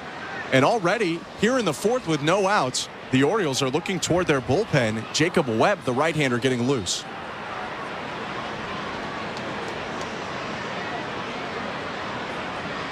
Brennan Hyde pulled Corbin Burns early in the last start after 85 pitches in the game 2 days ago. Went to 5 relievers in that extra inning game.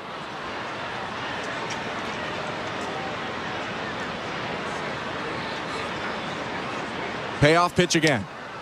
Vogelbach hits it on the ground. It bounces off the glove of Mountcastle at first. He picks it up and steps on the bag. Schneider gets to second. Decent contact, but an out nonetheless. And now a runner in scoring position with one down. Well, Vogelbach did his job moving the runner over. Davis Schneider moves up to second base. And everybody was holding their breath there. Bogey does not hit into a double play there, and Blue Jays have something going. Here's Ernie Clement with one out. 0 for 1 today with a ground out. First pitch.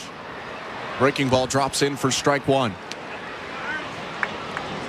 Things have slowed down a little bit for Clement, batting .267 right now. Still an on-base plus slugging above 700.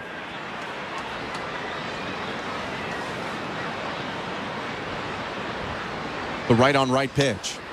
Swing and a foul off his front knee. He runs a lap in the infield grass as the rain is coming down a little bit in Baltimore as well. Clement's going to take a second here. He hit that off the inside of his left knee, and he's actually probably lucky that it's not worse than what it seems to be because he looks to be okay. Well, Clement's a guy that doesn't have any protection anywhere. No shin guards, no elbow pads. He's one of the few big leaguers that basically goes up there with nothing. Just batting gloves for Ernie Clement. 0-2. Grounded back to the mound, bobbled by Bradish. He'll pick it up and still throw out Clement. Schneider up to third. There are now 2 outs. Well, at this point, with the rain coming down like it is, you have to be careful of a wet baseball. And Bradish picks up a wet baseball there, and luckily makes a good throw to first base. But Davis Schneider standing on third base now. And maybe, too, Schneider a little bit more alert with that wet ball on a possible wild pitch pass ball situation. Here's Kevin Kiermaier up with 2 outs, and Bradish now above 80 pitches in the fourth. Pitch to the left-handed hitter. Kiermaier takes strike one. Bradish actually has a little bit of cut to that fastball sometimes. I'm not sure if he means to do that or just sometimes the finish is more of a cut finish. The 0-1. Check swing on a fastball high. Peel to third, no swing, says Chris Conroy. 1-1. He throws that pitch with a 4-seam grip, but it definitely moves in towards a left-handed hitter like Kiermaier.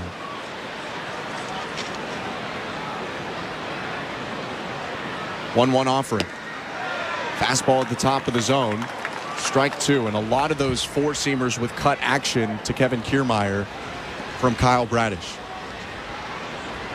Schneider talking with Carlos Fablis at third as he takes his lead. 2 down. 1-2 count, top of the fourth. 2-1 Blue Jays. The pitch. Called strike 3. Front door sinker gets Kiermaier looking to end the inning. Blue Jays with a leadoff walk, stranded on third. They hold on to a 2-1 lead, middle of the fourth. You're listening to Blue Jays Baseball, brought to you by your local family-owned Crown Rush Control Center, streaming at sportsnet.ca and the Sportsnet Radio Network. Which Looney Dogger are you? The fork and knifer, splatterer, condiment queen, or Big Dipper? This season at Rogers Center, every Tuesday home game is Looney Dogs Night, presented by Schneider's. You will have the opportunity to purchase $1 hot dogs from various concession stands around the stadium. Then show the world your Looney Dog style. Because whether you're the mustard maven or ketchup king, no Blue Jays game is complete without hot dogs. So don't miss out on this deal. Looney Dogs Night, presented by Schneider's, every Tuesday home game. We're two men and a truck. So, you're moving to a new home, and all that's left to do is to call a mover you know you can trust. Well, naturally, you think two men and a truck, since you know they have lots of men and lots of trucks. They'll wrap, pack, and move everything you own. With a 96% referral rating and the professionalism you can trust, the choice is simple. For a free in-home estimate, call today. We're two men and a truck. Two men and a truck, the movers who care. At Bet365, we don't do ordinary. That's why we introduced in-game betting. Because when the game starts, the action doesn't stop. With in-game betting, you can wager on game props, player props, totals, and the money line. And remember, in-game, you can track your same-day parlay with the option to cash out. Check out in-game betting and find out why. It's never ordinary at Bet365. Must be 19 years or older. Ontario only. Please play responsibly. If you or someone you know has concerns about gambling, visit connexontario.ca. This is Toronto Blue Jays baseball. Swing and a miss. Eric Swanson strikes out the side On Sportsnet 590 The Fan and the Sportsnet Radio Network. Welcome to the Tipper Mart broadcast booth. I'm Ben Schulman alongside Chris LaRue, Show Ali, our host and producer today, and Tom Young, our technical director. Bottom of the fourth, 2-1 Blue Jays. Anthony Santander leads off, and a first pitch fastball is in there for Kikuchi. Strike one. Santander struck out to end the first inning. The switch hitter bats from the right side again. The 0-1. Fastball up and in. It's a jump out of Santander. 1 ball and 1 strike. Mentioned last time that Santander is going to hit much better from this side usually than the other way. He swings and pops up the 1-1. First base side foul territory, out of play, 1-2. It's funny, over the course of his career, he's mostly been that way. He's been a better hitter as a righty than as a lefty. Really saw that in 2022. And then in 2023, he was dead even, basically, in production. 1-2. High, 2 balls, 2 strikes. But now this year, he's reverted way back in the other direction, where he's got on-base plus slugging over 1,000 as a right-handed hitter. I mean, that's more than all-star. That's like MVP level production. And then he's not even really a replacement player when he bats from the left side, and on-base plus slugging below 600. Santander takes a fastball low, full count. You also typically don't see many switch hitters who bat better right-handed than left-handed. 3-2. Hit foul, still 3-2. The conventional wisdom there being, yes, most if not all of them start as right-handed hitters, but you hit so much as a lefty against right-handed pitching that usually you just end up getting better that way. That's the case for Rutschman, not the case for the veteran Anthony Santander. Faces a 3-2 count to start the bottom of the fourth. Kikuchi shielding his ear among the screams of kids to hear the pitch calm, and the 3-2. Grounded to short past Bassitt and into left field. Might have tipped off his glove. Varsho sprints in to stop the slow roller. And that'll be a leadoff single for Anthony Santander. Well, even if Bo Bichette came up with that baseball, he was deep in the hole on the left side of that infield and probably wouldn't have been able to throw out Santander at first base. Santander, decent speed. Yeah, he runs pretty well. Not much of a base stealer, but holds his own in the corner outfield. First pitch to the speedy Jorge Mateo is a slider, or make that a curve high, for ball 1. Mateo doubled back in the second inning. One of 2 extra base hits and 4 hits total for the Orioles today. 2-1 Blue Jays, bottom of the fourth, the pitch. Fouled off. And the backswing might have clipped Jansen there. Mateo immediately turning around in concern, tapping Jansen on the chest protector, 1-1. Backswing contact has come a little bit more into the spotlight around baseball recently with the horrific injury to Wilson Contreras a few days ago. 1-1. Fouled off of Danny Jansen, who's jumping around. That might have hit him in the exposed right hand. Or no, it actually got him in the side of the knee, it looks like. And it's 1-2. And he's talked openly about changing the way he catches, hiding that exposed throwing hand behind his body, but clearly there, that throwing hand was just out in the middle and probably missed getting hit by about 2 or 3 inches. And that's how Jansen's season ended last year.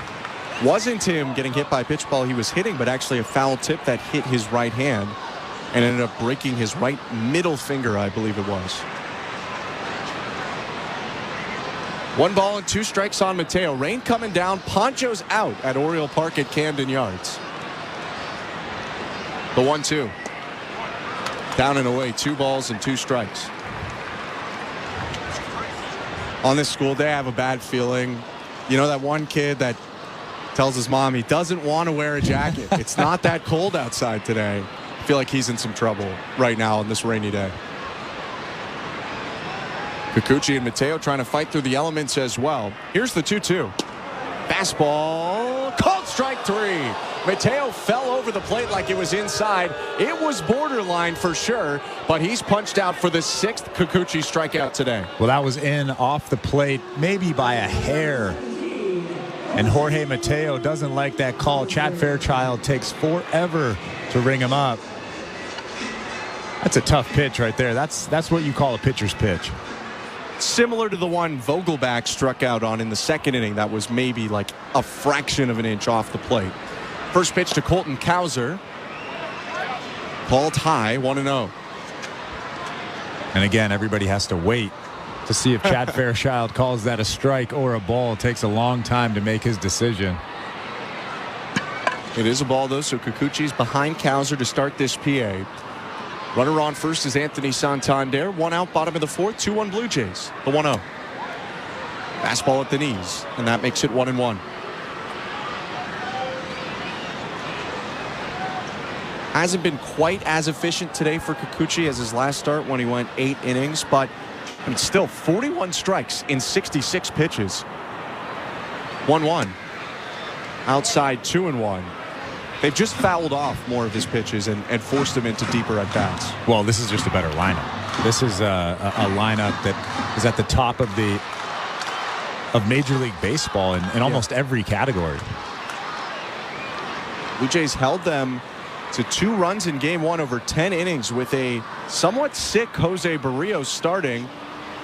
Jimmy Garcia, and then a 2-inning performance from Jordan Romano. And the Barrios situation was almost at a point where they were looking elsewhere. Bassitt and Gausman, among others, had actually volunteered to jump in and start that game.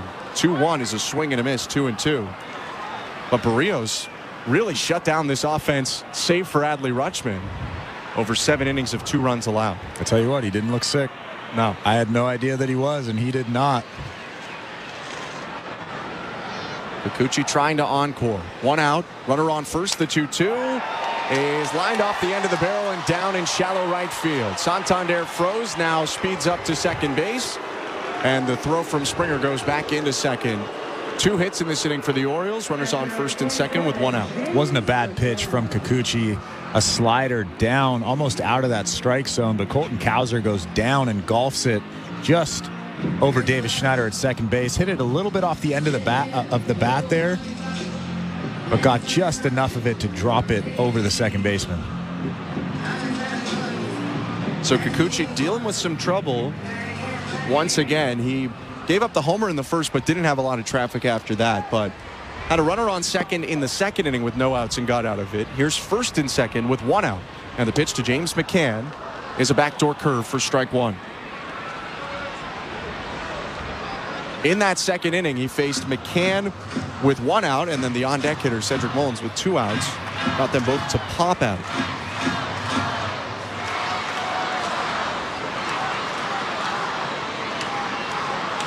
Kikuchi's 0-1.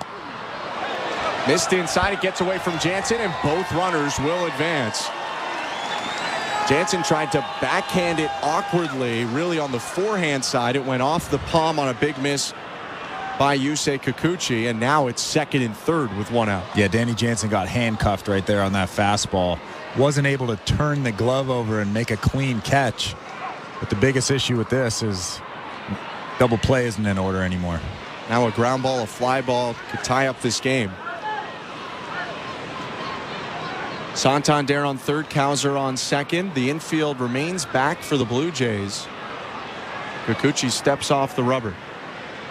Guerrero coming in now at first. He'll play on the infield grass. Everyone else back.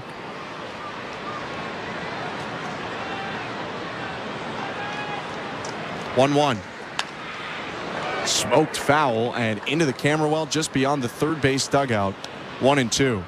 And if I'm Yusei Kikuchi, I'm making a pitch out of the strike zone here. I'm trying for the strikeout, especially with nobody on first base. Can't get the double play here. Well, probably not. Probably not. You'd have to get creative. 1-2. Swing and a miss. Strike three. Big fist pump from Kikuchi as he gets McCann to chase the changeup, and there are two outs. And that's exactly what he was going for there, a strikeout. You can see just how pumped Yusei is, pumping that left fist, making a great changeup out of the strike zone, not giving McCann a chance to put any kind of contact on that baseball.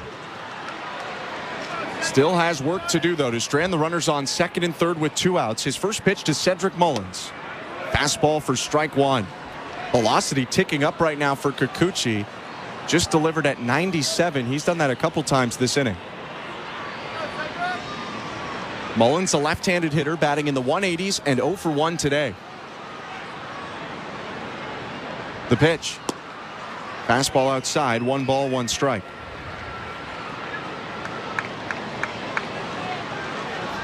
Mullins' last hit came over a week ago. You got to go back to May 7th. Now, he had a couple games off in the mix there, but it has really been a struggle for the center fielder for the Orioles so far.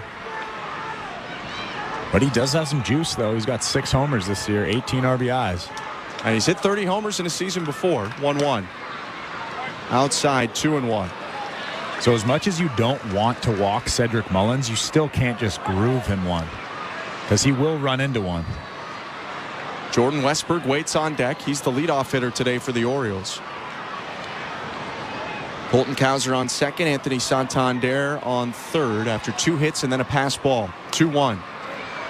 Hooked foul down the right field line. A bouncing ball that settles up just beyond the first base dugout. It's 2-2. And that's generally where you want to pitch a guy that's been struggling, that doesn't really, he's only hitting 185, just down and away, hard in, soft away, just your basic standard approach.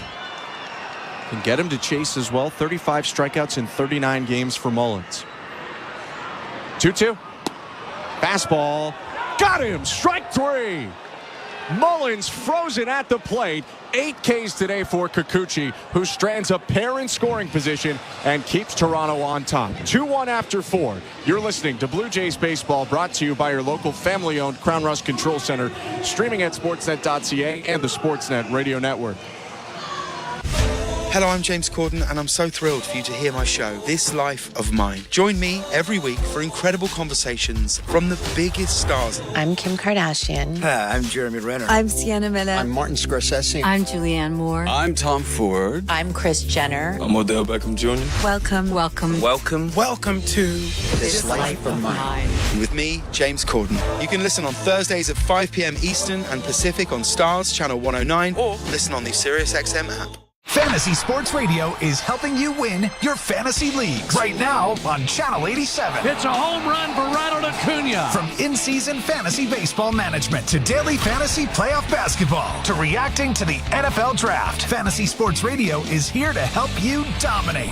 Don't ever take a player that you don't intend to keep all year. Don't do it. It's terrible management. Fantasy Sports Radio, your home for fantasy sports. Channel 87 and on the all-new SiriusXM app.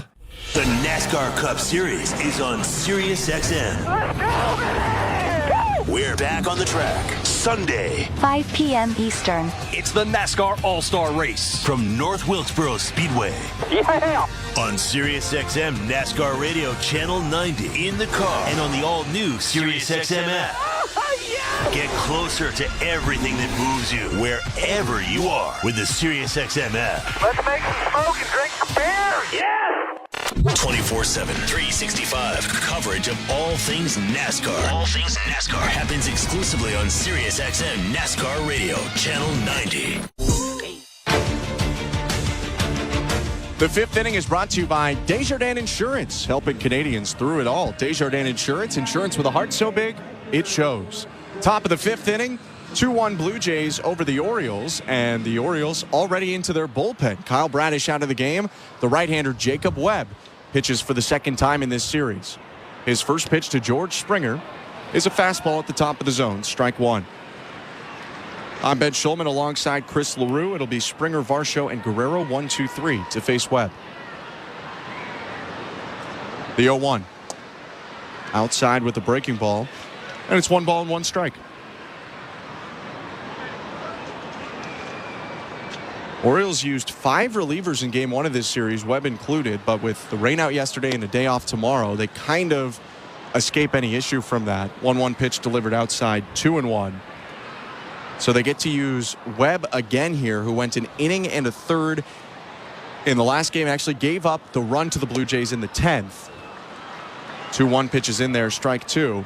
Although it was the ghost runner who scored, so not an earned run against Webb. I think Brandon Hyde got lucky with the rain out. Now they have 2 off days, basically.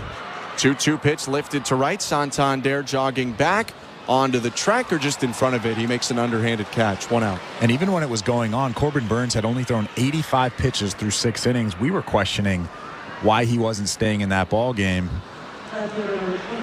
Did Brandon Hyde ever give a reason for that? They did address that. They said there was no injury, because that was the main question, but rather that they felt in his 6th inning of work, his last one, that he had given everything he had in the tank, was what they said, paraphrasing a little.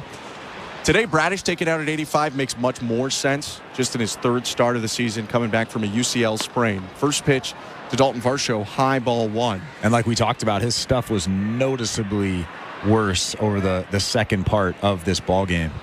Finishes with 4 innings, 4 hits, 2 earned runs, 2 walks, and 3 strikeouts. 1-0 is high to Varsho, 2-0.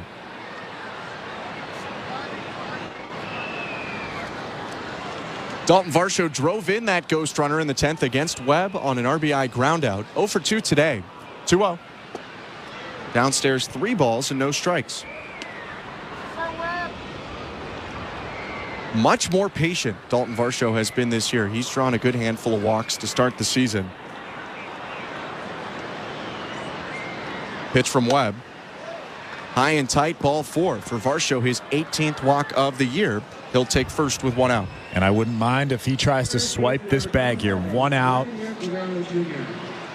Try to be aggressive, start something here. I know that you probably don't want to get thrown out with Vlad up at the plate, but the goal is to still get into scoring position. If you were to put some sort of contact play on, Vlad is a fairly safe bet to make contact. We'll see, though. 1 out. Runner on first, the pitch. Floated in there, a changeup for strike 1. Webb isn't a terrible guy to run on, because although he throws his fastball the most at 93, more than half of his pitches are the low 80s sweeper and changeup. Turn in a throw to first. Varsho back with a dive. Webb thinking about it as well. And he's also very long, very slow to the plate. Big leg lift, kind of long arms. Those are the guys that you love to steal on if you're a base stealer. Webb on the extreme first base side of the rubber. Reaches back and fires. Missed outside with the breaking ball. 1-1. The right-hander Webb, an 18th rounder by the Braves in 2014 out of Tabor College in Kansas, an NAIA school. Throw over to first and Varsho back again. Second disengagement of the plate appearance. Varsho can get a little more aggressive. NAIA, for those who don't know, like unaffiliated entirely with the NCAA, completely different branch of collegiate athletics in the U.S. You do get some good players out of there, though. 1-1. Off the end of the bat foul. Varsho was off on the pitch. He'll have to go back to first. Do you know what NAIA stands for? The North American Intercollegiate? No, the something National Athletics Intercollegiate Association, something like that. I've always thought it was National Association of Intercollegiate Athletics. And you would be absolutely right. Is that what it is? I've never actually looked it up. I just assumed that. What UBC is actually an NAIA school, even though they're in Canada. 1-2 pitches high, 2-2. They compete with NAIA teams, mostly in the Northwest, of course, of the United States. Yeah, but you're right. A rare occurrence when a big leaguer comes from an NAIA school. In fact, Webb's the only one from Tabor College to ever make Major League Baseball. 2-2, swing and a miss, strike three. Middle, fastball, Guerrero underneath it, and there are 2 outs. Well, Vlad just got too big there. Not a very good 2-strike approach. You can see that left shoulder. He kind of reverted back to his early season swing right there. With 2 strikes, you want to stay on that baseball, keep that left shoulder in, and drive something. Yeah, you could see him kind of motioning to keep that left shoulder in as he's walking back to the dugout. That was an 0-0 pitch. Or sorry, that was an 0-0 swing right there, not a 2-strike swing. Webb was fired up after getting that strikeout. Now 2 outs, a runner on first. Here's Bo Bichette, responsible for the Blue Jays' lead today after his 2-run double. 2-1 Toronto. First pitch, runner takes off. The pitch is high, and the throw goes into center field. Varsho gets up. Interference on Mateo. Varsho was getting up and going to third. Mateo stood in the path of the baseline. Varsho went down, and immediately second base ump Brian O'Nora pointed at the fielder. I mean, that has to be interference on Mateo. He had no reason to be in the baseline there and clearly held up Varsho, but for now it looks like Varsho is not getting third base. Yeah, I don't know what the ruling is here. Dalton Varsho pleading his case. John Schneider on the field right now. But that has to be, you have to give Dalton Varsho third base there. He would have had that bag easily if he didn't run into Mateo. I mean, do I think he sold it a little? Yes, but that doesn't really matter. Mateo is right in his path with his arms out, almost holding Varsho back, and the umpire pointed at him, indicating the obstruction. So is that umpire's discretion? If they would have to, it's their opinion on whether he was going to get that bag or not? Because he would have been standing on third base had he not run into Mateo. That's an absurd call. I'll have to get down to it because I mean, to a certain extent, yes, it's discretion on whether he was interfering in the path, but he was so clearly in the path as the 1-0 misses outside to Bichette. 2-0. And you have to wonder why John Schneider didn't put up more of an argument. It just has to be, that's the rule. Single will likely score him anyway, though. A swing and a miss on a 2-0 change. It's 2-1. Batters hitting below 100 against the Jacob Webb change. It is a stolen base for Varsho, nonetheless, his 5th of the year. He's in scoring position with 2 outs and Bichette up, who's 2 for 2 and has 5 hits in this 2-game series. 2-1 pitch yanked outside, 3-1.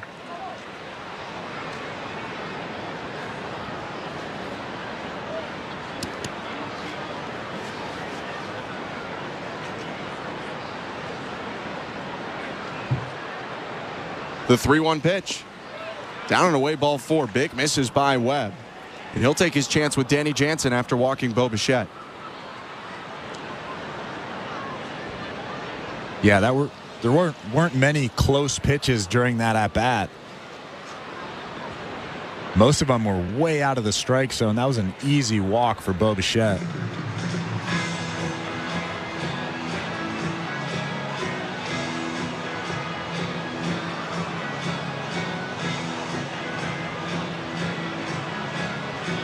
So let me tell you the difference between Dalton Varsho not getting to third base. Yes, he's already in scoring position, but now the current situation, Bo on first, Dalton Varsho is on second. It should be Dalton on third, Bo on first. Bo can steal second. Now you have 2 runners in scoring position with 2 outs. Instead, you only have the 1. That's why I would be upset if I was John Schneider. I'm wondering, so there's a part of the obstruction rule, fielder right of way. If they deem that Mateo was setting up for a cutoff throw that was coming in. They could say that Mateo was in the act of trying to make a play there.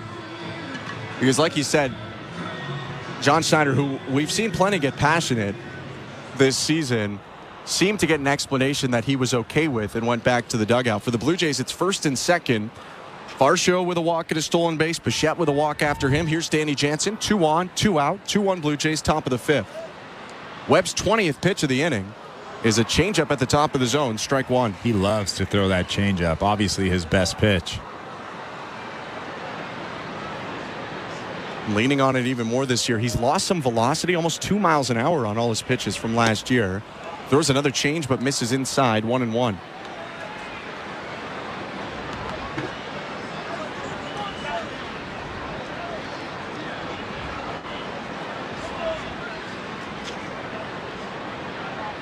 The 1-1.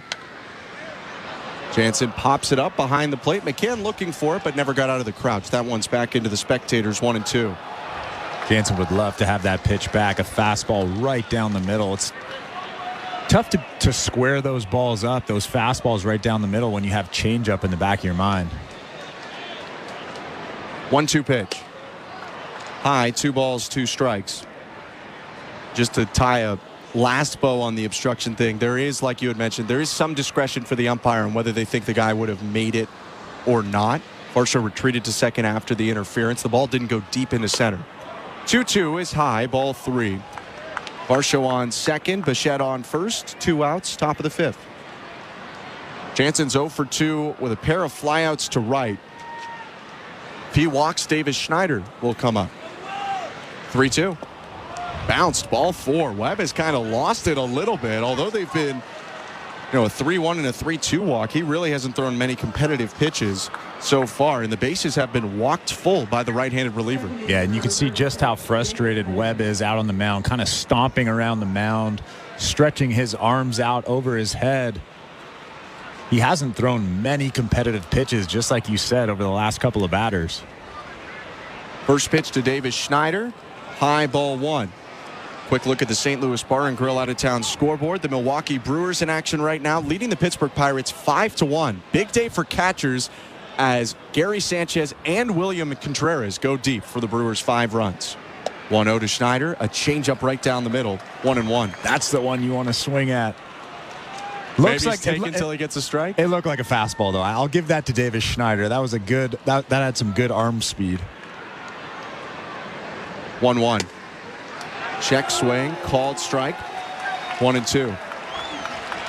Schneider's walked twice today, both lengthy at-bats that went to a full count. Facing Jacob Webb for the first time. Bases loaded, 2 down, the 1-2 pitch outside, and certainly so, ball 2. Crowd wanted that one, but that was not a strike. James McCann did his best to rip it back over the plate. Right on right matchup, the 2-2. Low ball 3. The base runners will get a head start on all 3 bases. Full count and 2 outs. 2-1 Blue Jays, top of the 5th. And Webb, who's walked 3 this inning, has to challenge Davis Schneider or the Blue Jays score a run. The righty kicks and delivers. Swing and a fly ball down the right field line, foul territory, and just getting over the netting into the seats. Ryan Mountcastle, the first baseman, went all the way down the line to look for it, but had no room. I'm surprised that Webb threw a fastball there. He hasn't really had much command with it. Maybe a changeup here. It's been his bread and butter. He's thrown 31 pitches in this inning, though. It's been a tough one for Webb. 3-2. Schneider ropes the ball left field, but right at the left fielder Cowser. A line out to end the inning. 3 walks, but no runs for the Blue Jays. They strand the bases loaded. Middle of the 5th, still 2-1 Toronto. Yusei Kikuchi back out on the field. You're listening to Blue Jays Baseball, brought to you by your local family-owned Crown Rust Control Center. Streaming at sportsnet.ca and the Sportsnet Radio Network. The 2024 NFL regular season schedule releases tonight at 8 Eastern. Touchdown! Kansas City! And nobody has it covered like SiriusXM NFL Radio. Find out when and where your favorite team plays this year as they look to reach Super Bowl 59 in New Orleans. I envisioned that we would have a chance to compete with the big boys. The 2024 NFL regular season schedule release tonight at 8 Eastern on NFL Radio Channel 88 and the all-new SiriusXM app. The South Carolina Gamecocks are on top of the women's college basketball world yet again. Perfection for South Carolina. 38 games, 38 wins. We're reacting to the perfect season and talking to the biggest names right here on Channel 374. Congratulations, Coach Staley. What does this particular title mean to you? This title is pretty special because it was unexpected. Keep it locked into SiriusXM SEC Radio as we continue to break it all down and celebrate the Gamecocks' third national title. The Busted Open podcast is now available on YouTube. This is Dave LaGreca, host of Busted Open, the #1 pro wrestling show on the planet. You can now watch and listen to the award-winning Busted Open podcast every single day on YouTube. Our best interviews, behind-the-scenes access, and some of our best content from the past. All available right now when you go to youtube.com/@BustedOpenPodcast. Subscribe right now. In season or out of season, the #1 place for college sports is SiriusXM College Sports Radio, Channel 84. Radio Network. Welcome to the Timbermark broadcast booth. I'm Ben Schulman alongside Chris LaRue. Show Ali's our host and producer today. Tom Young, our technical director. 2-1 Blue Jays, bottom of the 5th. Yusei Kikuchi starts with the top of the order. A swing and a miss on a pitch in the dirt by Jordan Westberg, and it's 0-1. Westberg just went around there, tried to hold up his swing, but no appeal. It was Chad Fairchild behind the plate that called him for the swing. The 0-1. Sprayed high and away. 1 ball, 1 strike. After those first 2 here in the 5th, Yusei Kikuchi up to 80 pitches. It would have to go really quickly from here, I would think, for him to go much further in the game. 1-1. Off the end of the bat, 1-2.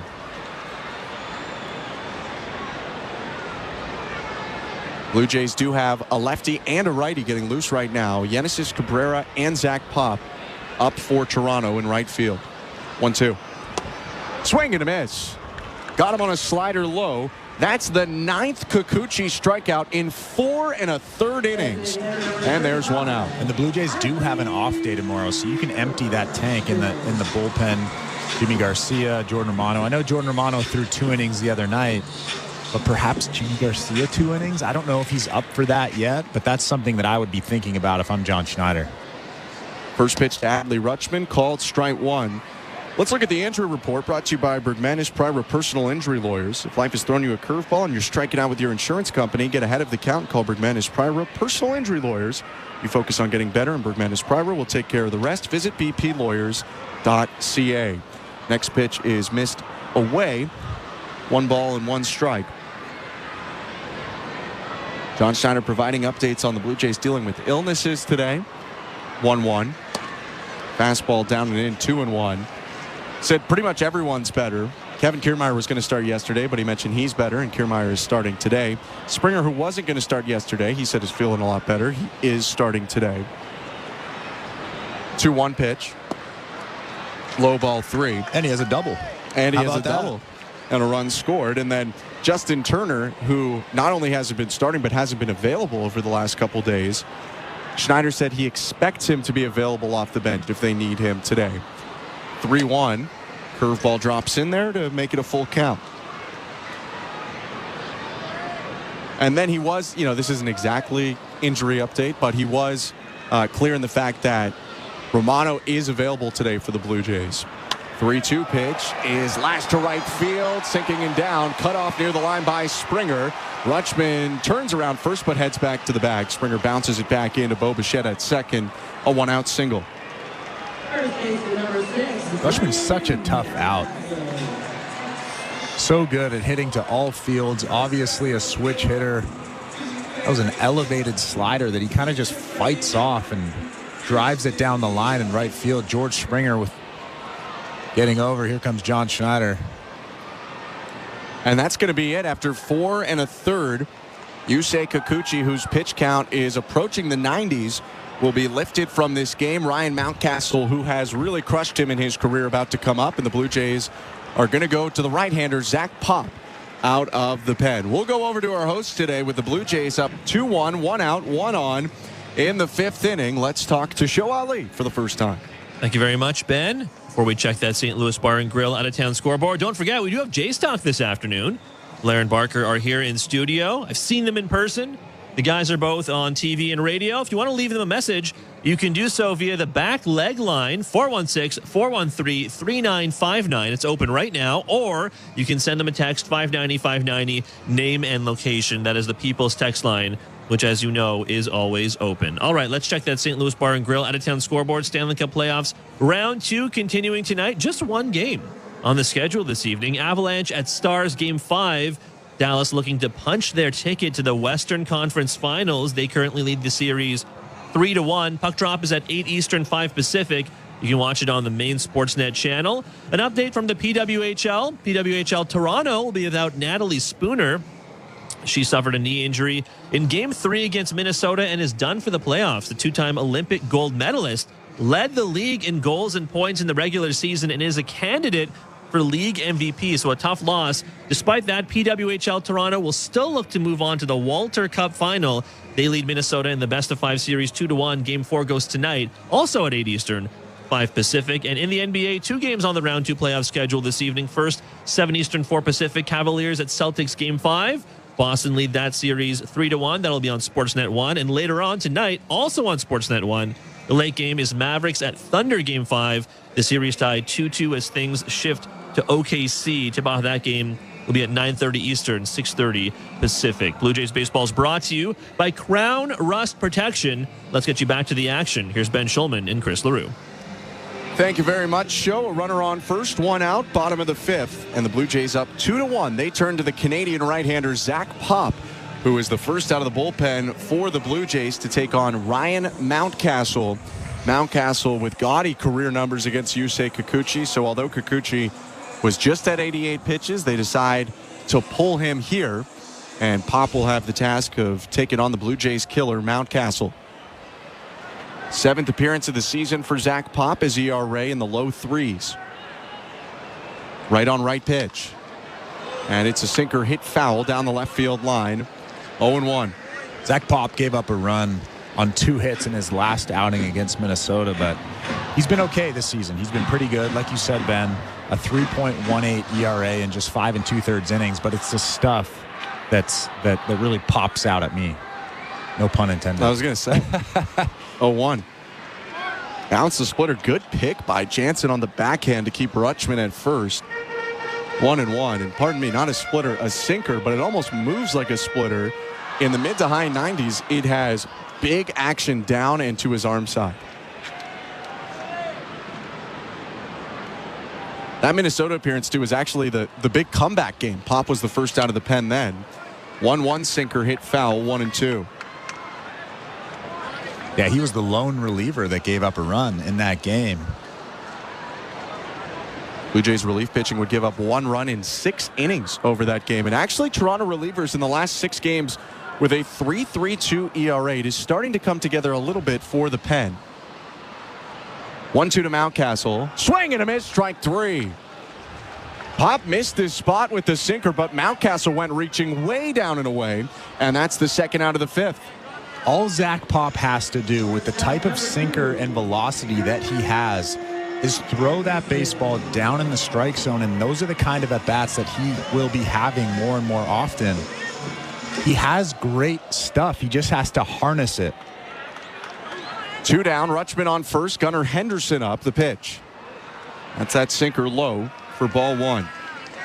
He does have one other pitch. He throws a slider as well, but doesn't throw it often. He's going to throw the sinker about 3 out of every 4 pitches.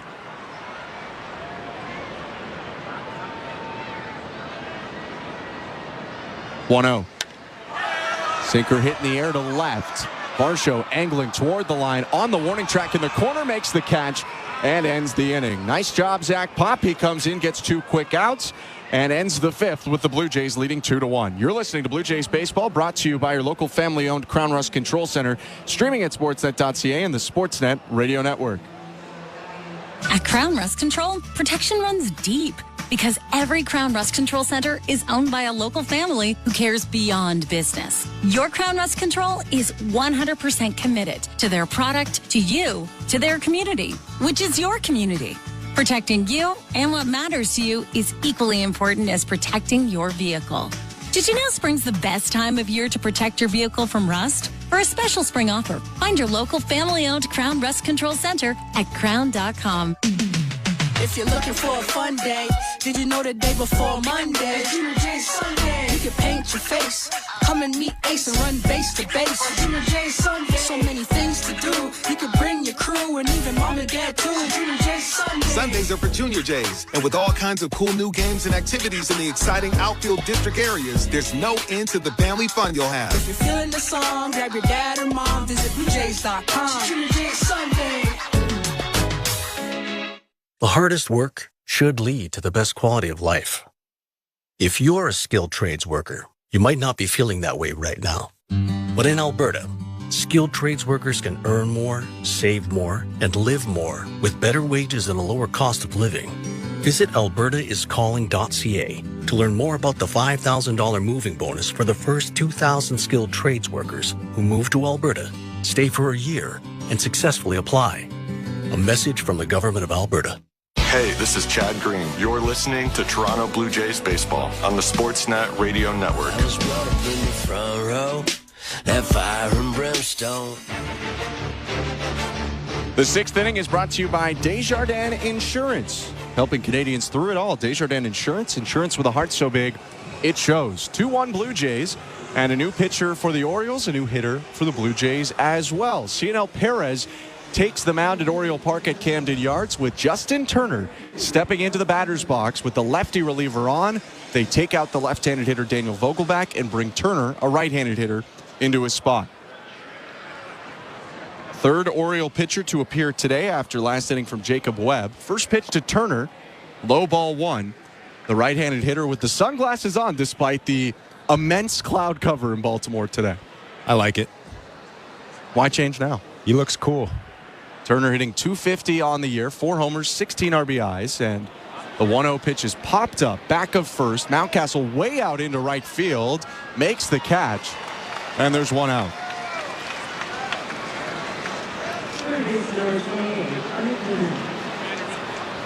On the St. Louis Bar and Grill out-of-town scoreboard, let's go back to yesterday for a second. Buffalo Bisons played yesterday, and for Bowden Francis, it was a return to game action. He started the game for the Bisons against the Rochester Red Wings. Rochester native Ernie Clement up. First pitch from Perez is smashed to center. Going back and 10 feet in front of the track. The catch made by Mullins. 2 quick outs. But in that game yesterday, Francis goes 2 innings on only 28 pitches because he threw 20 strikes, struck out 4, gave up 1 hit and no runs. I don't know what his role will be when he comes back, but if I'm John Schneider, he will be one of those bridge guys, a very important role like we talked about earlier. First pitch to Kevin Kiermaier, fouled back, 0-1. The Blue Jays have gone without a long man since Francis went down. Last time Francis pitched was in the San Diego series, which coincidentally is the Blue Jays' last series win, April 19th to 21st in San Diego. Left on left, 0-1.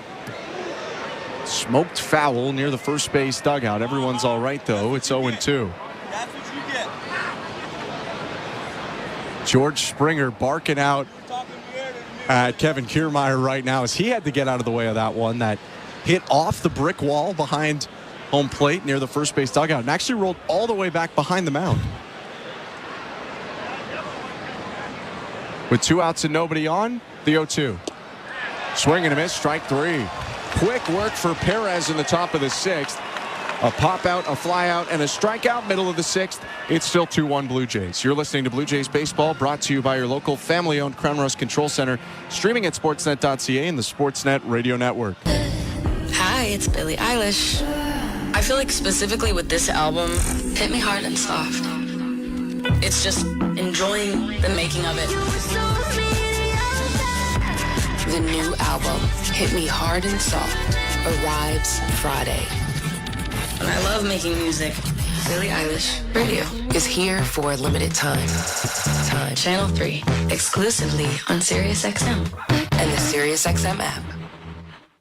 The most important person in sports is you, the fan. Let me tell you something. I'm a real fan. And your place for sports talk is Mad Dog Sports Radio, where your voice is heard all day long. I couldn't wait to get into the truck, turn on 82. Sharing the thrill of victory. The joy, the jubilation. I can't stop smiling. And the agony of defeat. When is this franchise going to realize people really care about this? Passionate sports fans call 888-MAD-DOG-6. You gotta love sports. Mad Dog Sports Radio, Channel 82, or anytime on the SiriusXM app. While you're listening to this game on SiriusXM, we're talking about the latest odds and prop bets for this and every game on Sports Grid Radio. The under's minus 125. Heavy juice to the under. Every home run hit and every strikeout thrown can change the line. I can't for the life of me figure out how you can favor a team that never wins, ever. If you're looking for sports talk centered around the latest odds and prop bets for games, races, tournaments, or any sporting event, Sports Grid Radio, SiriusXM, Channel 159. Hey, baseball fans, the NBA postseason is in full swing, and your home for nonstop discussion every day and playoff action on the court every night is SiriusXM NBA Radio Channel 86 and on the brand new SiriusXM app.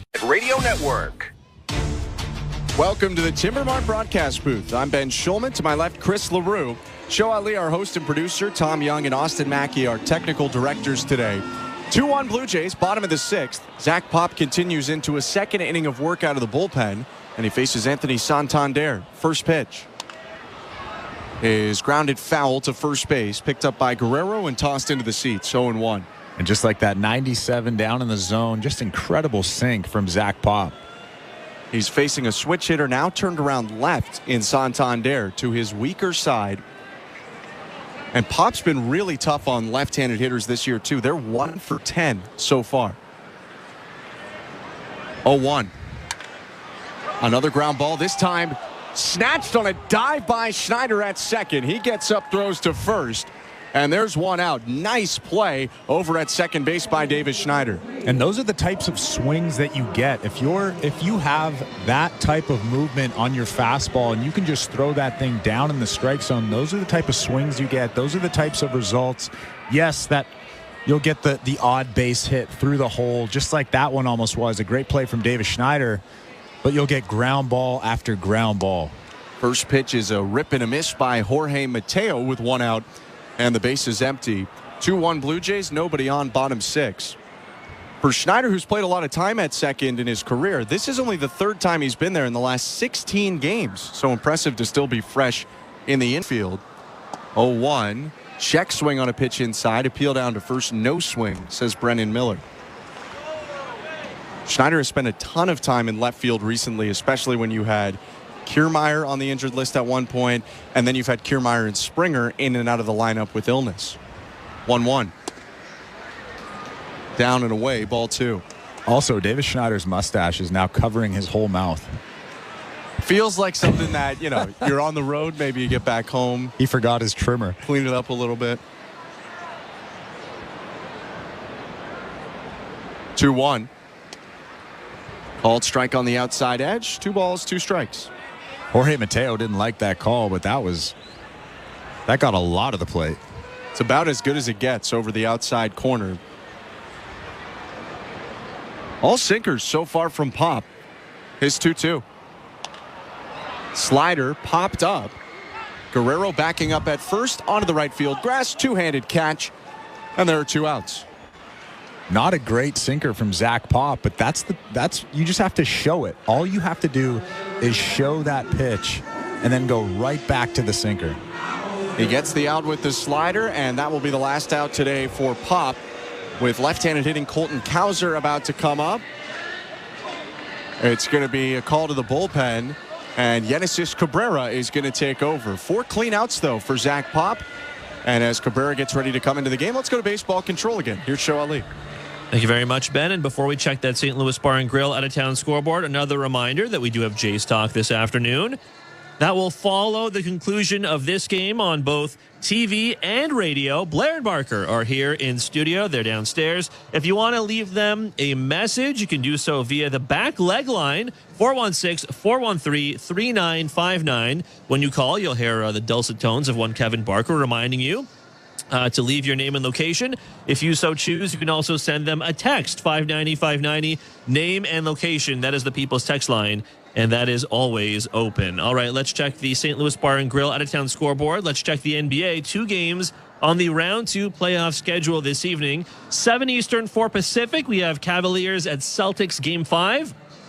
Boston leading the series 3-1. Donovan Mitchell, this was some news from about an hour or so ago. He is not expected to play for Cleveland tonight, as Jason Tatum and company are looking to book a spot in the Eastern Conference Finals. Again, 7 Eastern, 4 Pacific. You can watch tip-off of that game on Sportsnet 1. Later on tonight, the late game is Mavericks at Thunder, Game 5. The series is tied 2-2 as things shift to OKC. You can watch Shai Gilgeous-Alexander at 9:30 p.m. Eastern, 6:30 Pacific.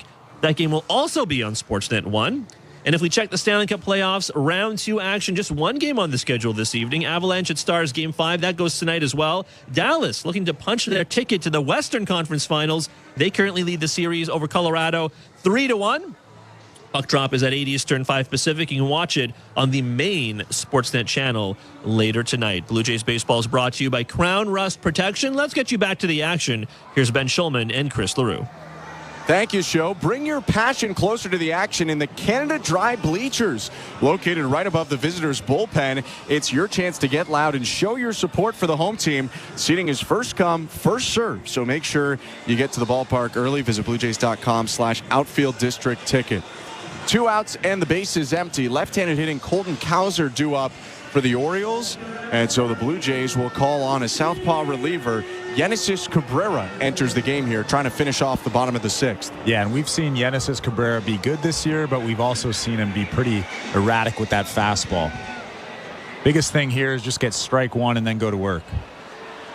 Cabrera making his 17th appearance of the season, an ERA above 5.5. Second year with the Blue Jays. His pitch to Cowser is that cutter outside, 1-0.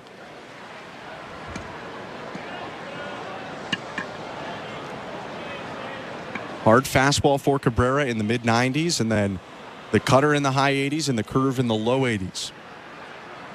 1-0. Another cutter. This one lands. 1 ball, 1 strike.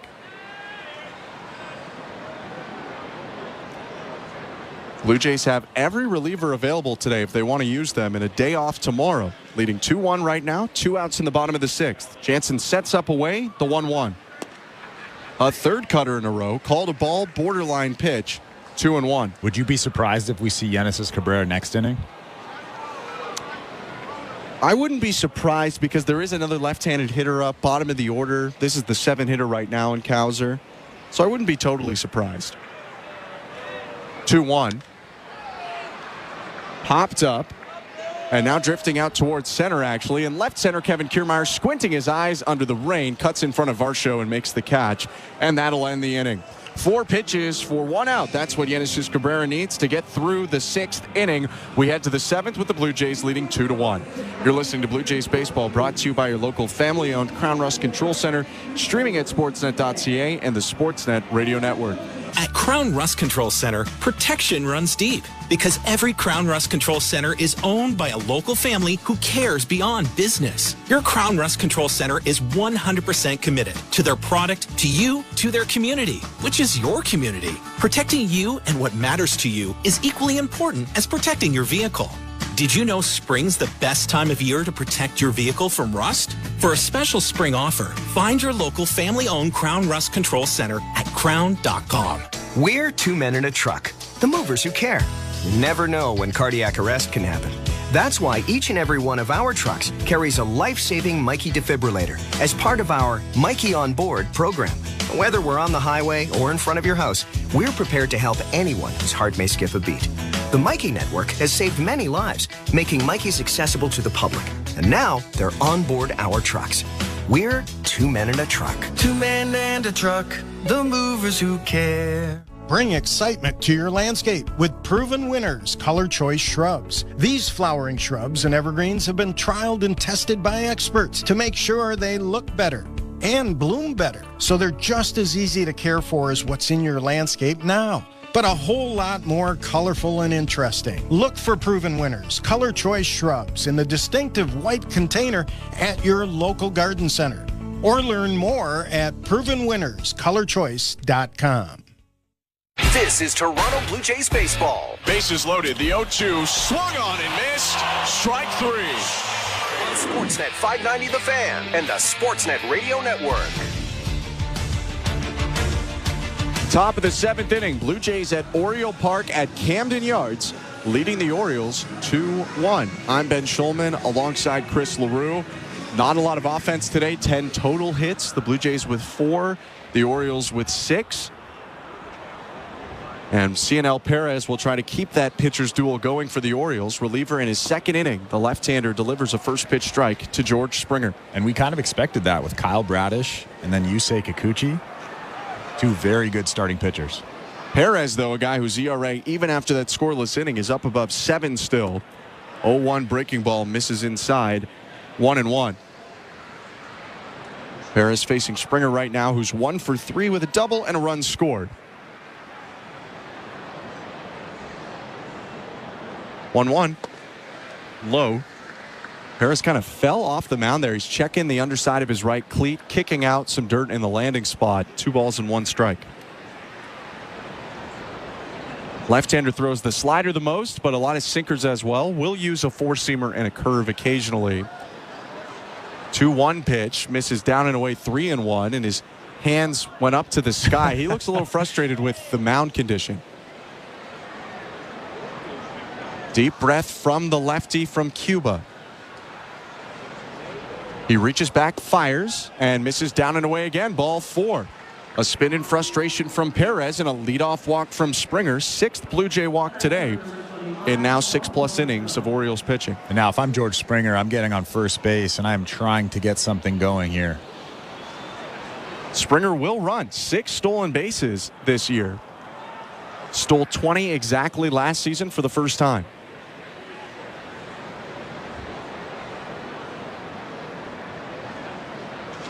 Dalton Varsho, it looks like he's going to get hit with a pitch clock violation to start this at bat,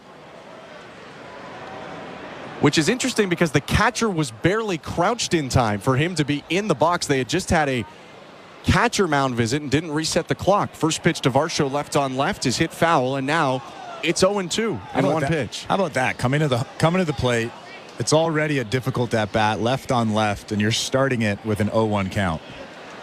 Now in an 0-2 hole. Springer on first, nobody out. 2-1 Blue Jays top 7. McCann sets up way outside. The 0-2 is downstairs with a fastball. 1 ball and 2 strikes. Perez is pretty quick to the plate, and he's left-handed, so it is going to be a tough task for George Springer to try to steal second base here. Perez looking right at him. Kicks, delivers. And bounced it. Great pick by McCann. Brought his glove up two-handed to his left shoulder to scoop that breaking ball in the dirt. A little bit lucky. You got to be lucky to be good. It's like goaltending in hockey. You put yourself in the right position and good things tend to happen. 2-2. No, it's going to be a step and throw to first. Springer was on it. He gets back standing. Vladimir Guerrero Jr. on deck. Bo Bichette after him. Varsho with a walk today, a stolen base, otherwise 0 for 2. 2-2 pitch to Varsho.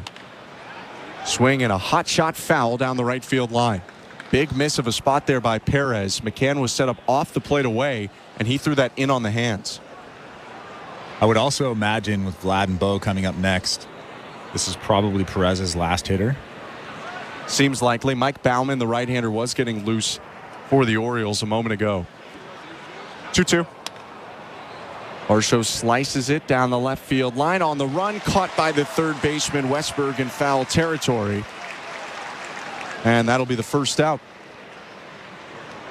Let's take a quick peek at the St. Louis Bar and Grill out of town scoreboard. Taj Bradley and Tanner Houck face off later today. It's the Rays visiting the Red Sox at Fenway Park at 7:10. That's a look at the St. Louis Bar and Grill out-of-town scoreboard. CNL Perez is done after 4 outs and a walk, and we will go back to baseball control. Here's Show Ali.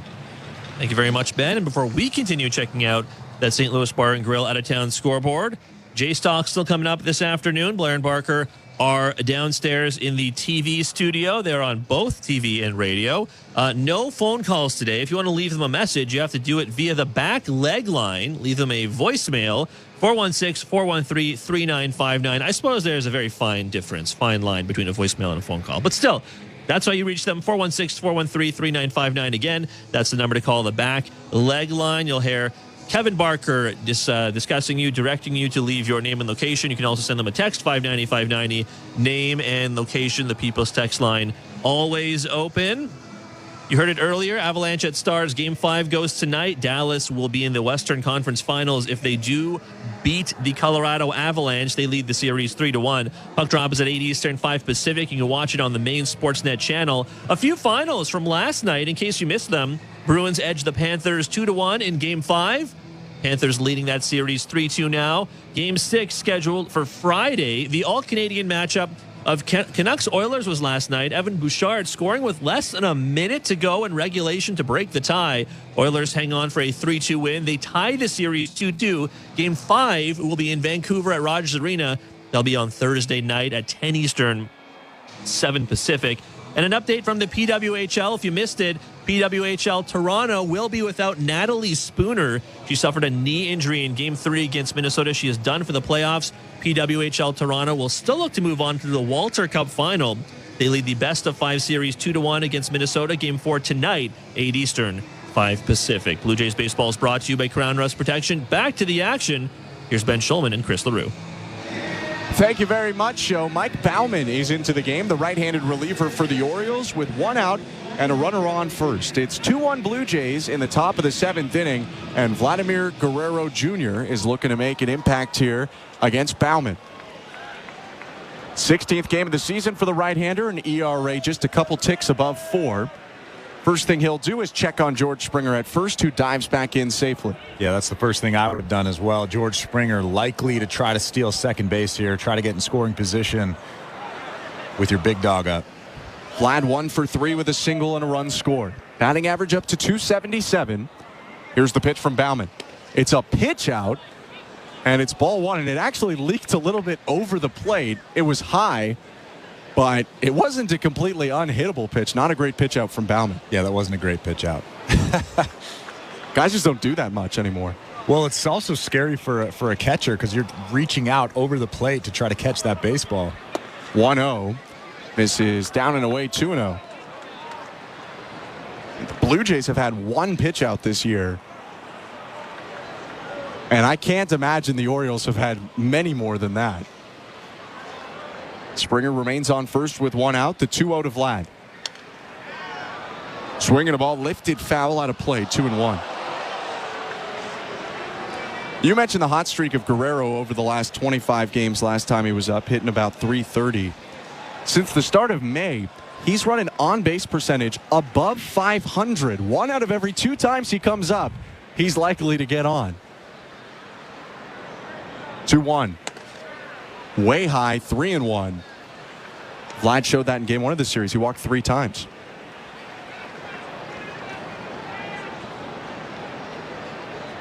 Springer aboard on a leadoff walk this inning. That was CNL Perez who walked him. Now it's Mike Baumann. His 3-1 pitch. Check swing, runner goes, and the throw down to second, not in time. Pitch was called a strike. But for George Springer, he dives in safely head first. Bang, bang play, and the Orioles might look at this. I mean, they're waiting. They're waiting for Brandon Hyde to make his decision over there. But from my point of view, he looked safe. Looked like he got that left hand in there. Guerrero, meanwhile, thought he had walked. And not just like threw the bat away. Like he must have been looking at second. So the shin guard came off. The elbow guard came off. And he's having to put everything back on now. It was a check swing and a pitch actually that I believe was called a ball initially, but an appeal down to first base. overturned the check swing call and made it a swing to make it 3-2. Umpires are now conferencing.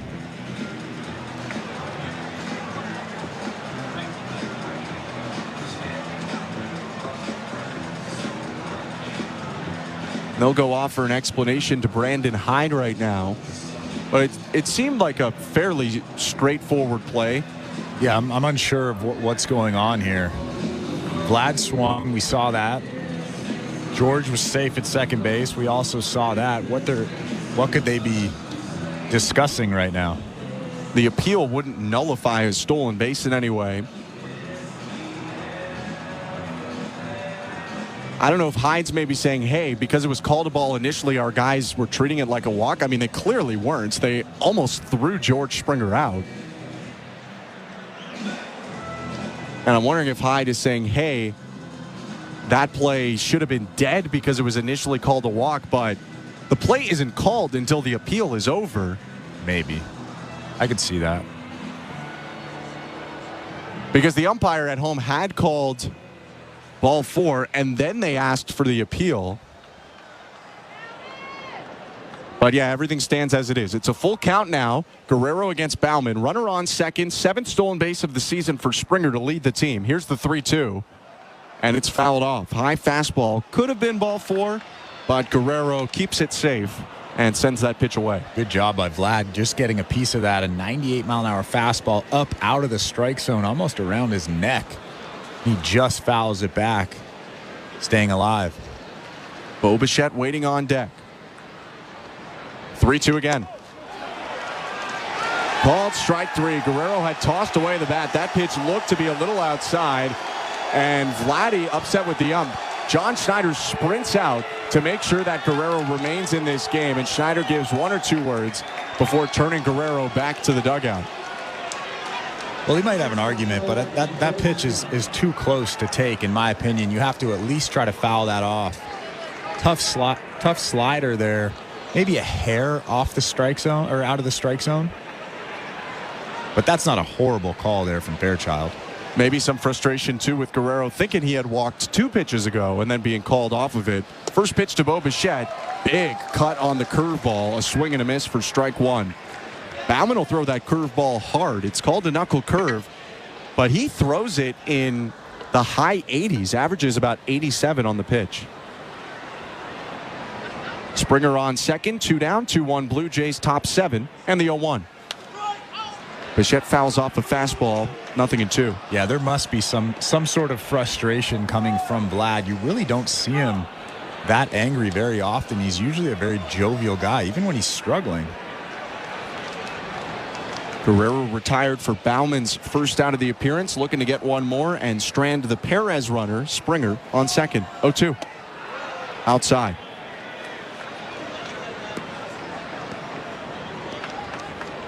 Baumann in his 4th season with the Orioles, a 3rd rounder by Baltimore in 2017 out of Jacksonville University in Florida.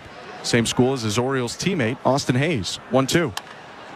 Bichette bounces a ball on 2 hops, picked up by the shortstop Henderson. The throw over to first in time, and that'll do it. Leadoff walk stranded in scoring position. The Blue Jays cling to a 2-1 lead at the 7th inning stretch. You're listening to Blue Jays Baseball, brought to you by your local family-owned Crown Rust Control Center, streaming at sportsnet.ca and the Sportsnet Radio Network. We're 2 men and a truck. So, you're moving to a new home, and all that's left to do is to call a mover you know you can trust. Well, naturally, you think 2 men and a truck, since you know they have lots of men and lots of trucks. They'll wrap, pack, and move everything you own. With a 96% referral rating and the professionalism you can trust, the choice is simple. For a free in-home estimate, call today. We're 2 men and a truck. 2 men and a truck, the movers who care. Hi, I'm Buck Martinez, live from the showdown between Pizza and inflation. First to the plate, Pizza's big hitter, fixed rate pizza. An extra large 4-topping pizza for a fixed price of $17.99 until the end of 2024. I dare say, folks, inflation stands no chance against this all-star. Here's the delivery. And inflation strikes out. That's a swing and a drive for fixed rate pizza. Lock in yours today. Order pizza.ca. am by your side. Got a heart so big, on this you can rely. No mountains too tall for the strong boots to climb. I am by your side. That was Desjardins Insurance, playing insurance with a heart so big it shows. Tune in for your auto and home coverage at desjardins.com/heart. Young Savage, why you trapping so hard? Hey, this is Kevin Biggio. You're listening to Toronto Blue Jays Baseball on the Sportsnet Radio Network. Welcome back to Toronto Blue Jays Baseball. Game 2 of 2 between the Blue Jays and Orioles, because yesterday was postponed until July. Toronto up 2-1 in the bottom of the 7th. Genesis Cabrera back out for his second inning of work. He'll face 8-9-1 in this inning. James McCann, the catcher, leads off. Left on right pitch. Called strike one. I'm Ben Schulman alongside Chris LaRue. We kind of went through at the break the permutations, what you can do in terms of calling different relievers out in different situations. Cabrera's 0-1. Lifted down the right field line. Guerrero sprinting back into right field, sliding, and it hits off his palm and drops in. Really tough play for Guerrero. Surprised that wasn't a Springer wave off there. And it'll be a bloop single for James McCann. That would have been an easy play for George Springer. You can see him very tentatively coming in. He didn't want to run into Vlad, but that's a near impossible play for Vlad, running a good 30 to 40 feet out into the outfield, and George Springer is kind of just standing there waiting for him. That is George Springer's ball, and a huge start to this inning. StatCast says Vlad covered 86 feet of distance running back. He was way out in right field. And the Blue Jays do have Jimmy Garcia up now with a runner on first and no outs in the bottom of the 7th. One thing that we talked about when talking about the bullpen is, would you use Garcia for a pair of innings? I mean, that was not the fault of Genesis Cabrera at all. But Cabrera now won't face the left-handed hitting Cedric Mullins. Instead, a pinch hit appearance by Austin Hayes in his return from the injured list. This is Hayes' first action. Right-handed hitter activated for this series. First pitch. Fouled back 0-1. And you mentioned in the previous inning that Jimmy Garcia hasn't yet pitched back-to-back games since coming, or not coming off the IL, but since the back injury. Since he had the back injury, but it's easier for somebody coming off of injury, specifically a pitcher, to throw multiple innings than it is to throw back-to-back days. 0-1. Low. Change up there from Genesis Cabrera, and it's 1 ball and 1 strike. Well, and by leaving Cabrera out there, the Blue Jays somewhat made it easier, actually, to get Garcia in at the top of the order. Leadoff hitter Jordan Westberg is on deck. Had they gone to a Trevor Richards, let's say, he would have had to face 3 batters, including the top of the order hitter.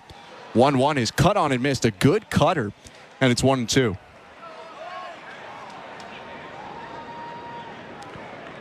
Tying run on first, though. Nobody out. Bottom of the 7th. It's James McCann, the catcher, not a threat to steal at first. Austin Hayes at the plate. The 1-2. Went back to the cutter low. This time, Hayes was wise to it. He takes it for a ball.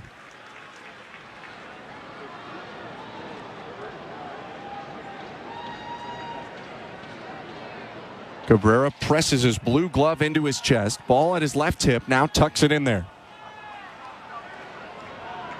The 2-2.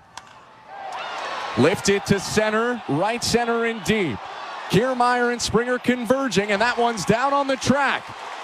Kiermaier taking it out from under the wall. McCann striding into third. And up to second is Austin Hayes. May not have been catchable anyway, but it looked like a bit of a miscommunication in the outfield as Kiermaier pulled away at the last second and it fell beside Springer. First double this year for Austin Hayes. And the Orioles have second and third with nobody out. Yeah, and for the second time this inning, a little bit of miscommunication. You're right, though. I'm not sure if that ball was catchable or not. Kind of landed in the perfect spot, right between Kiermaier and Springer. Genesis Cabrera is out of this ball game.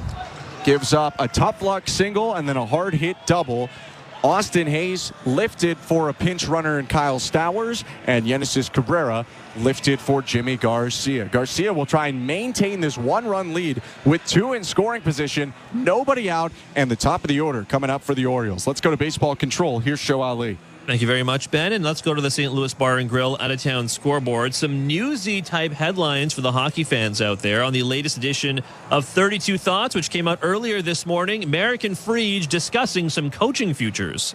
Coaches and the carousel and who's landing where, when. What's the latest on the coaches, Fried? So Toronto, I'm leaning Berube. I think, to me, he's the guy. But nothing is done until it's done. The one thing about Brad Treliving is, even if everyone thinks it's obvious or people are speculating that it's obvious, he wants to at least slow down the process a bit. He doesn't want to rush into anything. I think he's just, are there any other options we're looking at here? I lean Berube, but nothing is done until it's done. That is Elliot Friedman alongside Jeff Merrick on today's edition of 32 Thoughts, which is out on all platforms, wherever you find your favorite podcast. Maybe a new coach for the Toronto Maple Leafs in the not-too-distant future. Elsewhere on the St. Louis Bar and Grill out-of-town scoreboard, just one game on the Stanley Cup playoff schedule. Avalanche at Stars Game 5.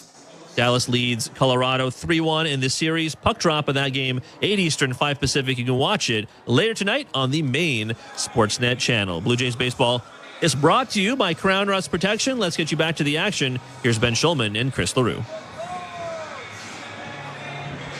Thank you very much, Joe. Bottom of the 7th inning and a pivotal part in this game. Second and third for the Orioles after a bloop single from James McCann and a rocket double off the bat of Austin Hayes. Hayes lifted for the pinch runner, Kyle Stowers. Jimmy Garcia trying to hold both of those guys in their positions with nobody out right now, and the top of the order coming up for the Orioles in a 2-1 game. Yeah, and you're hoping for either a strikeout or a pop-up from Jordan Westberg.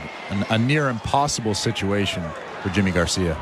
Infield shaded in slightly. The first pitch is a called strike. 0-1. John Schneider was asked today what has separated Garcia in this dynamic season so far from last year. 0.59 ERA for Jimmy right now. 0-1. Outside, 1-1. He pointed to 2 things mainly. One, the addition of a sweeper. He just threw 2 sliders, but he'll throw a sweeper as well. And then the location and velocity of his fastball being very consistent. 1-1. Off the end of the bat, foul. There's the sweeper, and it's 1-2. Yeah, such a tough pitch to hit, especially because he commands his sinker so well on the inside part of the plate. As a right-handed hitter, you have to respect that, and then he throws that sweeper, dots it up on the outside part of the plate, and you pretty much have no chance of squaring it up. Garcia ahead 1-2. He reaches back, delivers. It's a high fastball taken by Westberg for ball 1. Westberg lunged forward thinking about the swing, but held up. It's now 2 balls and 2 strikes. Orioles' lone run came from Westberg on a homer in the first. 2-1 Blue Jays. 2 on, no outs. The 2-2 is fouled off. Sweeper that leaked over the plate, but Westberg just tipped it over the netting and into the seats. Yeah, that one didn't really do much. It was probably middle. If he hit his spot there, Westberg would have swung and missed on it. Another 2-2. Swing and a miss, strike 3. Elevated fastball gets Westberg. There's 1 out. That's exactly what you wanted right there. That's best case scenario. The runners don't go anywhere. You don't give anybody a chance to move up. And now you have 1 out with runners in scoring position. Still a marathon to complete here with the fact that there's runners on second and third. A single could flip this game and give the Orioles the lead. A fly ball likely ties it, and the Blue Jays aren't even going to mess around with Adley Rutschman. They intentionally walk him, set up forces all around so they can throw to the plate for a force out or try and get a double play. But here comes Ryan Mountcastle. Bases loaded, one down, 2-1 Blue Jays, bottom 7, and the first pitch is popped up. First base side foul. Guerrero on the side warning track makes the catch, and there are 2 down. The only thing better than a strikeout right there is a pop-up in foul territory, and Jimmy Garcia has quickly gotten both. 6 pitches so far for Garcia, although to make it count, he needs 1 more out. And here's hard-hitting Gunnar Henderson. Well, you have to get strike 1, and then you can expand the zone. Jimmy Garcia is so good at throwing that backdoor sweeper. Right on left, the first pitch slider is called strike 1. That wasn't backdoor, but that was supposed to be a backdoor. That was more belt high middle. Jimmy getting away with one right there. Throws it at 90, which helps. 0-1. Fastball hit on the ground. Speared at first by Vladdy. Races to the bag and ends the inning. Jimmy Garcia cleaning up the mess again. He's the Blue Jays caretaker, and he keeps them on top 2-1 going to the 8th. You're listening to Blue Jays Baseball, brought to you by your local family-owned Crown Rust Control Center. Streaming at sportsnet.ca and the Sportsnet Radio Network. It's PGA Championship Week on Sirius XM, and you can hear all the action on PGA Championship Radio. Brooks Koepka is the winner of the 105th PGA Championship. We have coverage from Valhalla Golf Club with analysis, player interviews, and play-by-play coverage. Scotty Scheffler just makes an eagle at the 8th. Hear the 2024 PGA Championship on PGA Championship Radio, Channel 92 when you're in the car, and on the Sirius XM app. Are you regretting eating that gas station hot dog? Yeah, we know. We've been there too. This is a message for baseball fans like you. Did you know that you get a channel that's talking baseball 24/7 as part of your Sirius XM subscription? What? Our lineup includes shows hosted by former big leaguers and executives. Plus, you'll hear from 17 managers each week. MLB Network Radio is on Sirius XM Channel 89, or just search MLB Network Radio on the SXM app. Sirius XM Sports. We're more than just a game. There is no competition in soccer quite like the UEFA Champions League. And it's on Sirius XM FC. Kylian Mbappe delivering when it matters most. The stakes are higher now in the knockout stage, where one goal can transform a club's trajectory. Jude Bellingham's driving scores! And one performance can turn a star into an immortal. Harry Kane finishes off the game. It's the Champions League knockout stage, and all the top matches are on Sirius XM FC 157 and the all-new Sirius XM app. Fantasy Sports Radio is helping you win whichever fantasy sport you play. Right now on Channel 87 and on the all-new Sirius XM app. Network.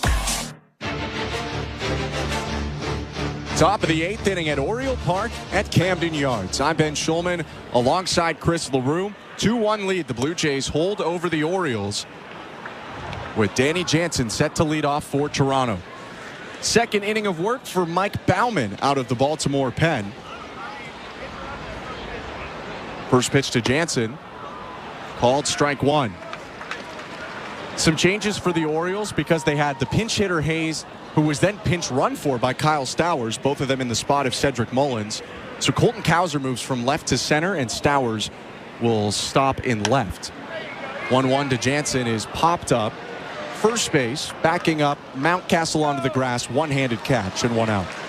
How fun was that, watching Jimmy Garcia just mow down the top of the Orioles lineup? Jimmy Garcia's inherited 9 runners this year. None of them have scored. Not a single one. Even if you look at what he's allowed, his half a run ERA inflated by a meaningless home run. First pitch to Davis Schneider, high ball 1. Garcia came on, though, in an almost impossible spot last inning. Second and third, nobody out. Blue Jays up 1. Strikeout, intentional walk, pop-up, ground out. Next pitch to Schneider, called strike, 1-1. And we were talking about this in between innings, but it's, yes, he has the command. Yes, he has the big stuff. But for me, it's more about how calm he is out there in big situations, just like he was just in. 1-1 curve dropped in there, 1-2.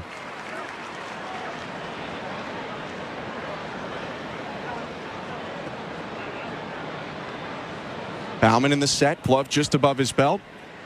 Kicks and offers. Schneider reaches for a fastball and fouls it off.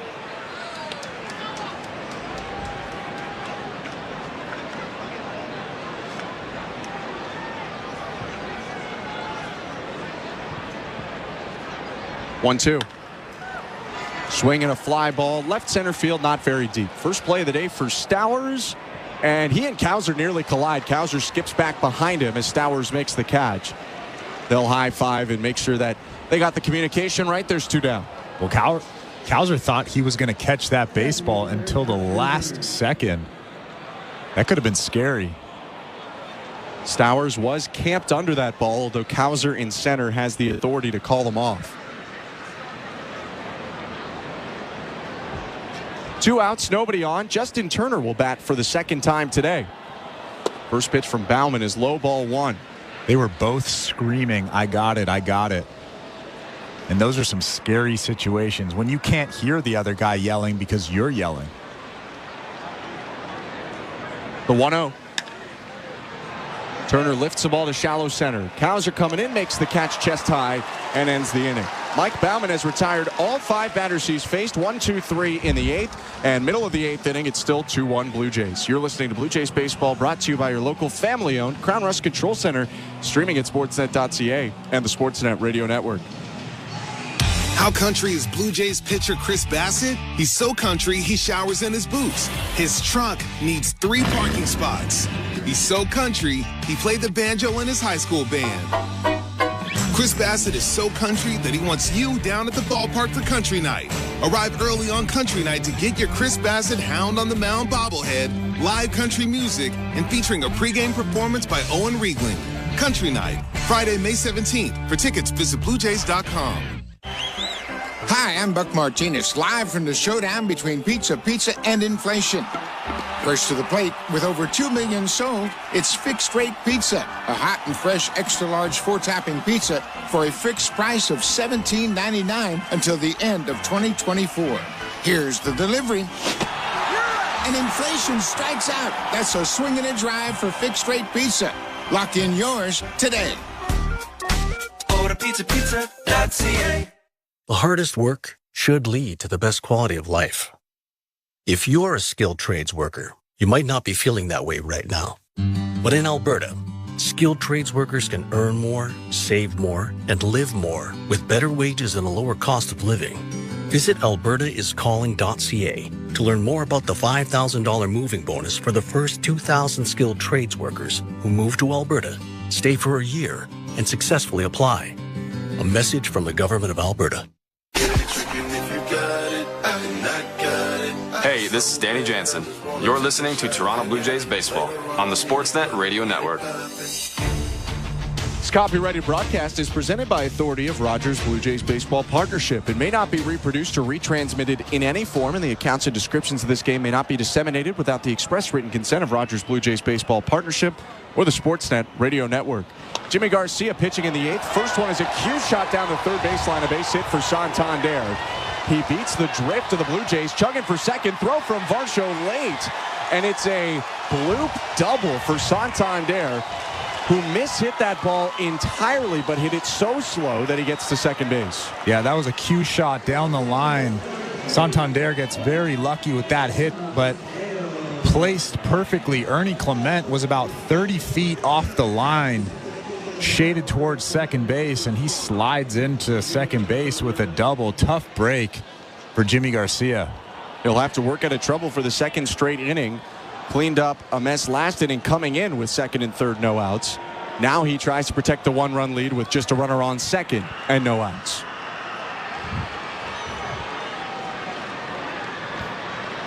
Corners in, watching a bunt from Mateo, who squares early, and the first pitch is down and away, ball 1. Jorge Mateo is really quick, so the Blue Jays, even on a sacrifice, have to be clean with this bunt to get an out. Bunt shown early again, 1-0. Chopped foul, 1 ball and 1 strike. And when you see a guy square around very early like that, as a pitcher, you're trained to throw that fastball elevated so he has a chance to hit a little pop fly bunt. Jimmy Garcia has yet to do that. Went low and away with a breaking ball, then middle in with a fastball. His stuff's nasty enough to just miss a barrel anyways. 1-1. High and tight. Mateo spins out of the way, down to the ground. 2-1.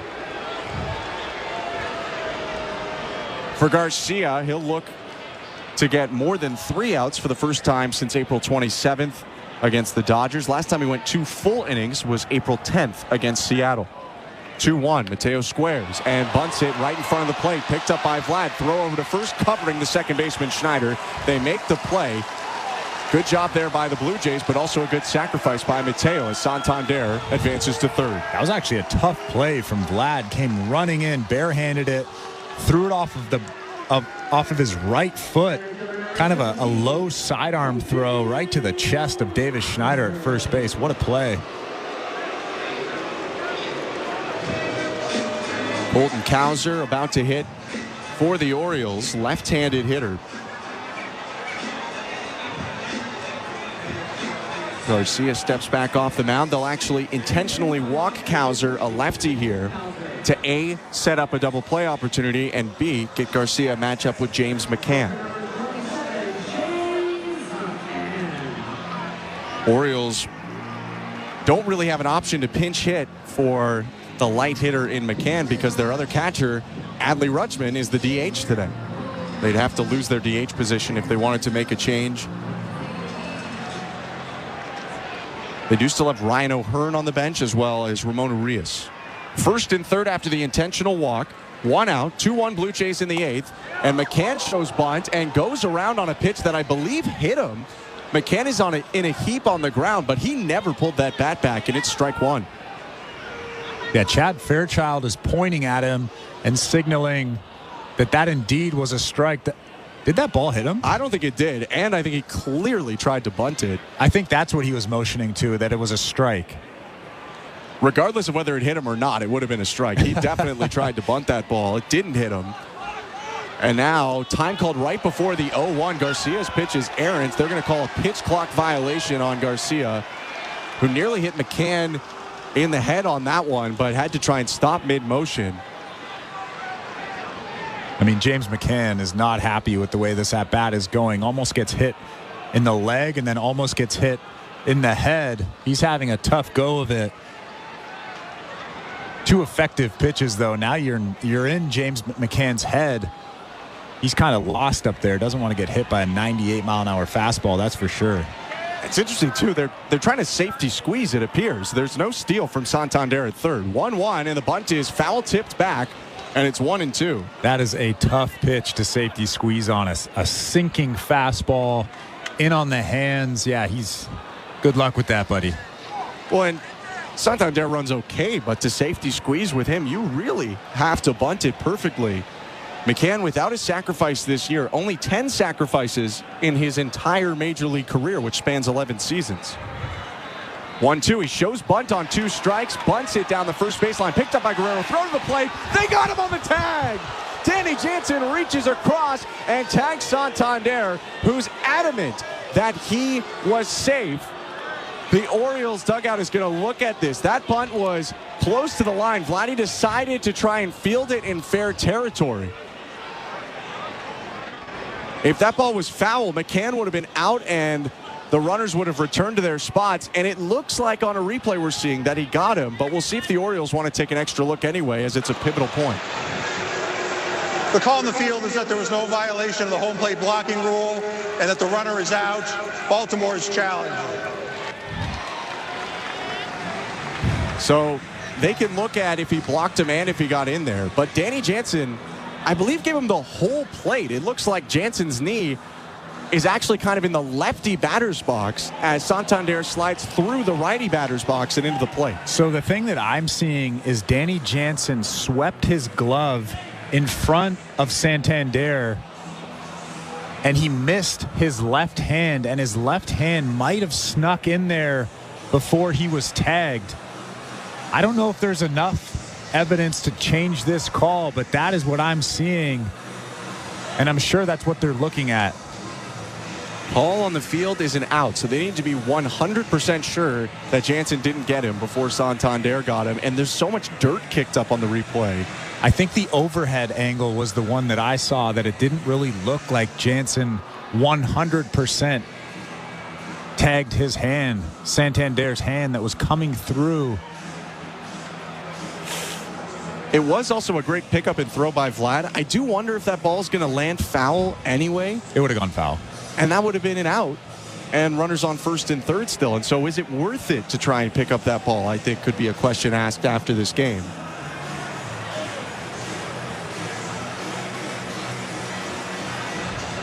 But it was called out by Chad Fairchild on the field. For now, it's 2 outs and runners on first and second. Should this be overturned, there'd be 1 out, still first and second, and it would be a 2-2 ball game.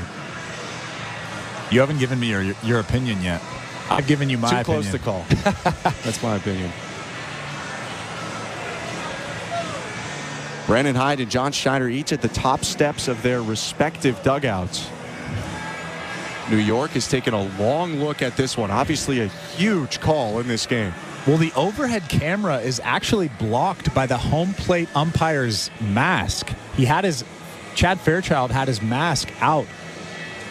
And it's the whole play is basically blocked by his hand and his mask. So you can't really see what's going on underneath that. They have some better looks than we will have. But this is for me why it's too close to call, because I see what you're seeing in terms of it didn't look like a hard tag if he got him.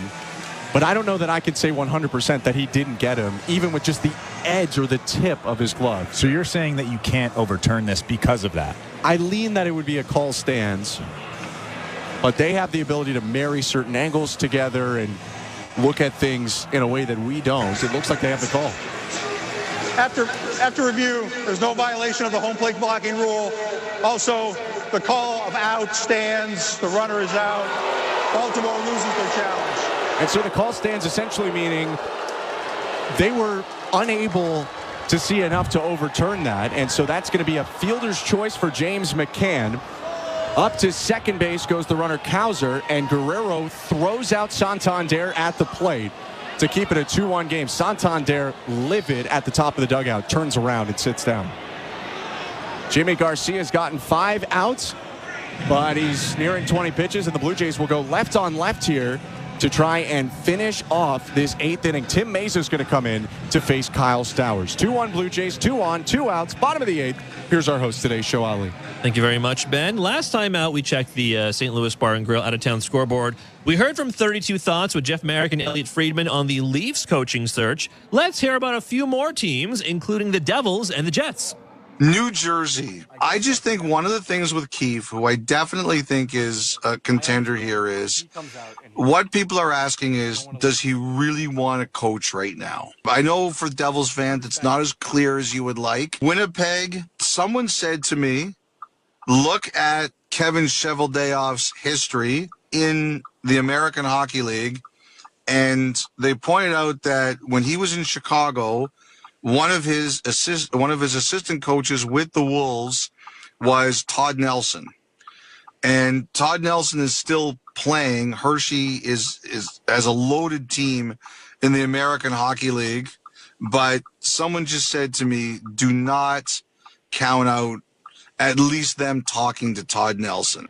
That is Elliot Friedman chatting with Jeff Merrick on today's edition of 32 Thoughts about the variety of coaching searches going around the NHL. Don't forget, later on tonight, just one game on the Stanley Cup playoff schedule. Avalanche Stars Game 5.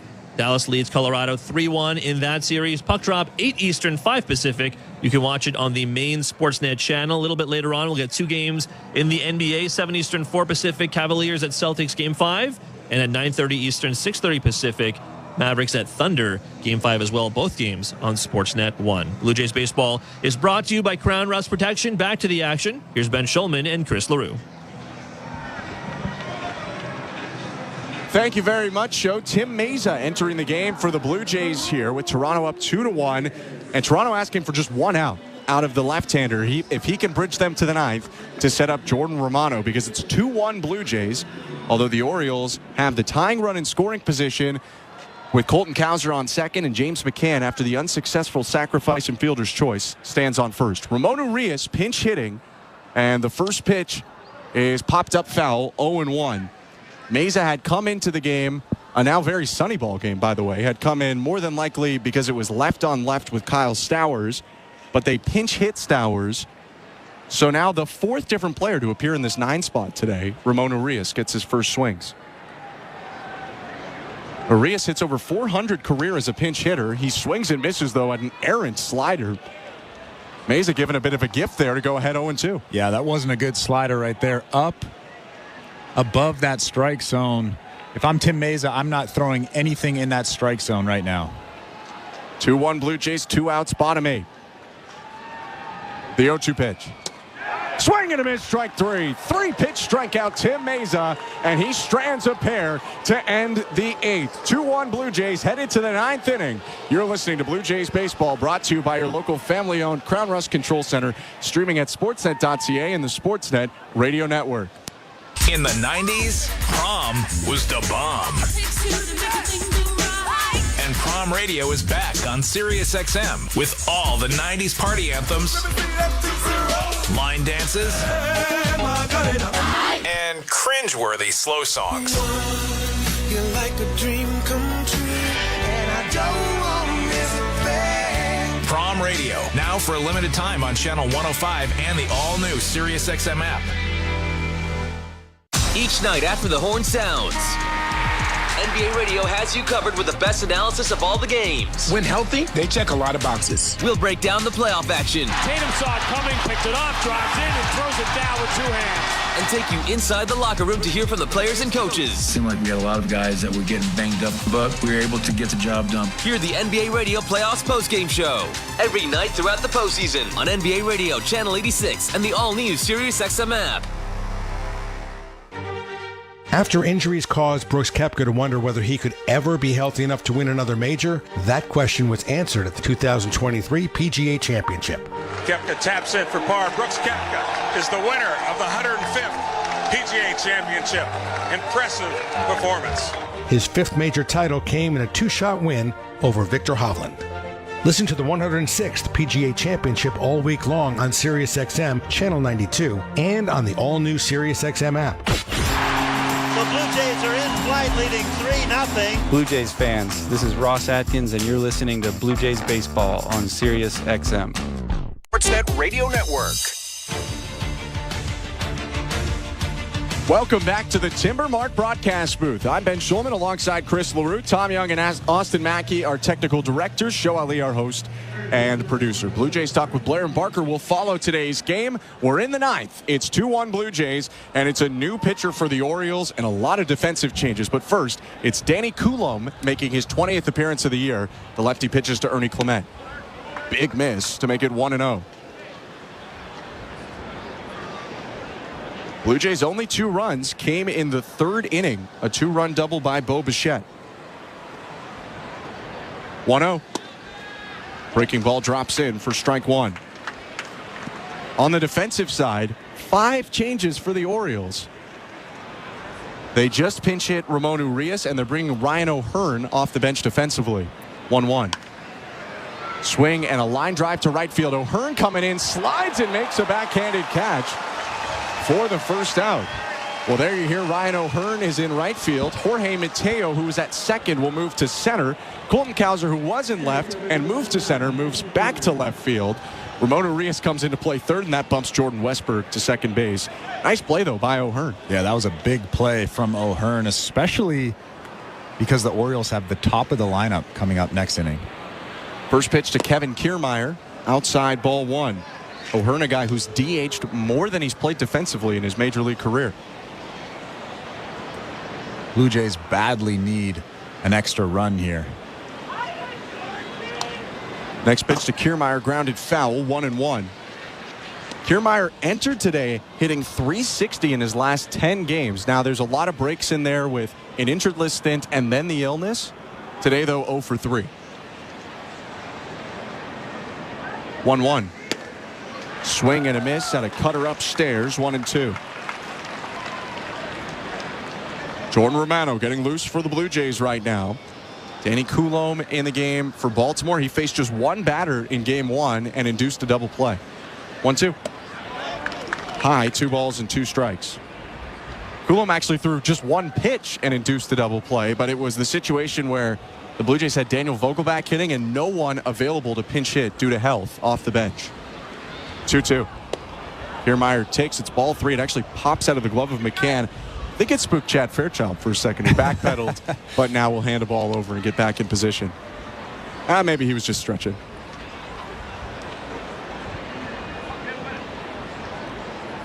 We're approaching 3 hours of this game. A lot of pitching changes. Coulombe is the fourth reliever for the Orioles. 3-2. Kiermaier smokes it to right. O'Hearn going back, turns, and that one's stuck in the fence on the wall. Kiermaier into second. It's a one-out double.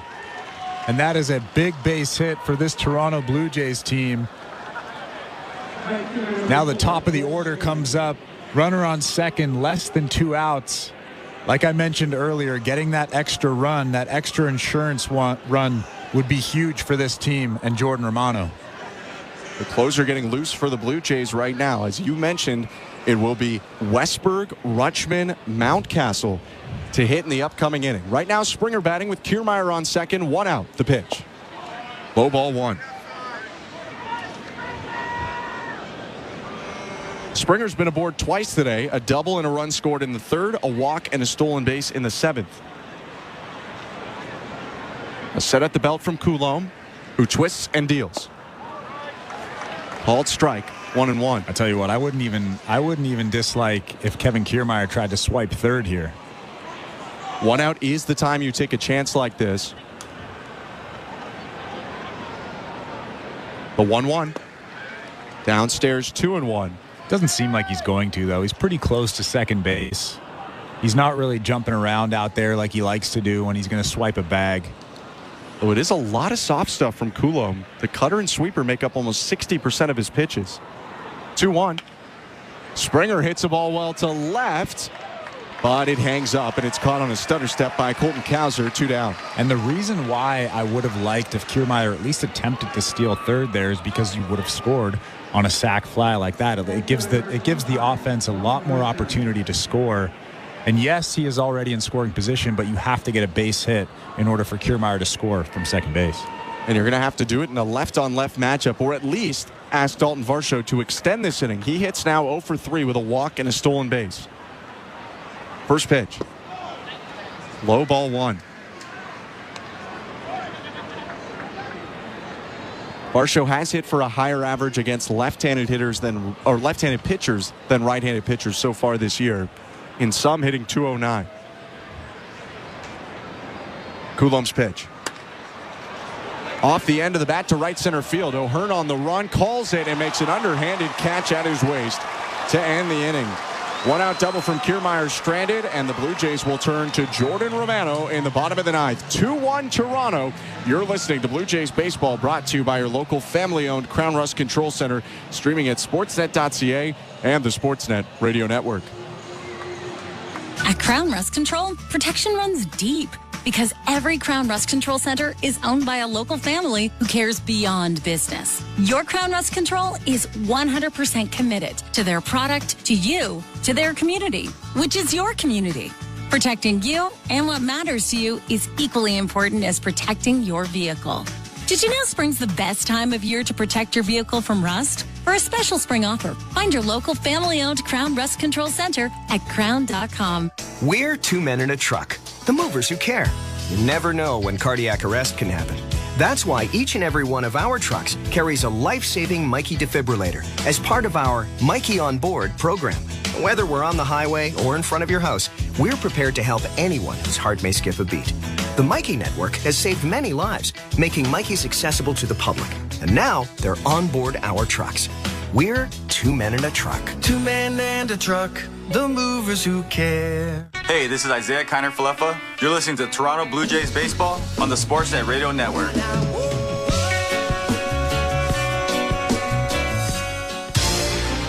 Welcome back to Blue Jays Baseball. Show Ali with you at Baseball Control in our downtown Toronto studios. Jays lead the Orioles 2-1 as we head to the bottom of the 9th inning. Don't forget, we do have Jays Talk this afternoon. Blair and Barker are here in studio. The guys are on both TV and radio. If you want to leave them a message, you can do so via the back leg line, 416-413-3959, or you can send them a text, 590-590, name and location. That is the People's Text line, and it is always open. Blue Jays Baseball brought to you by Crown Rust Protection. Jays lead the Orioles again, 2-1 as we head to the bottom of the 9th inning. Jordan Romano on the mound. Here's Ben Shulman and Chris LaRue. Thank you very much. Showed 11th appearance of the season for Romano, who has 6 saves so far this year, and it's not going to be an easy one. 1, 2, 3 in the Orioles order. Jordan Westburg, Adley Rutschman, and Ryan Mountcastle will hit, and the Blue Jays trying to shore up defensively will bring Isaiah Kiner-Falefa into play second base. He replaces Davis Schneider. Right on right matchup to start the inning with Westburg. First pitch. Slider, check swing, tapper, foul, 0-1. Westburg a little bit upset with that one, although it would have been a called strike had he not swung. So regardless, it's 0-1.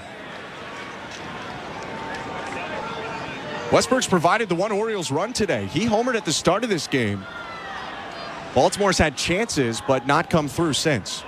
0-1 is a swing and a miss at another slider. 0-2. And that thing was nasty. 12-6 break on it, 88 miles an hour. Started in the strike zone and then just broke out. Hasn't thrown his fastball yet. Here's the 2-strike pitch. Another slider outside, 1-2.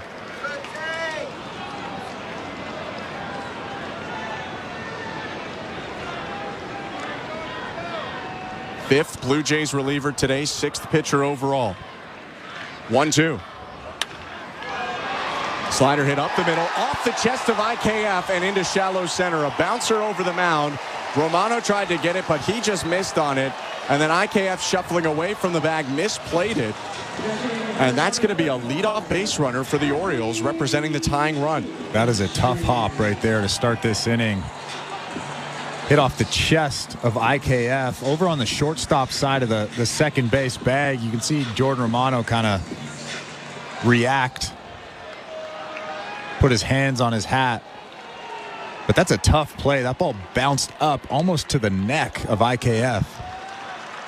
First pitch to Rutschman outside, 1-0. They give Westburg a base hit there because of the tricky hop. And for IKF, he just came off the bench, and that was the first one that he saw. Rutschman today is 1 for 3 with a single and a walk. A 1-0 fastball lands in there, 1-1.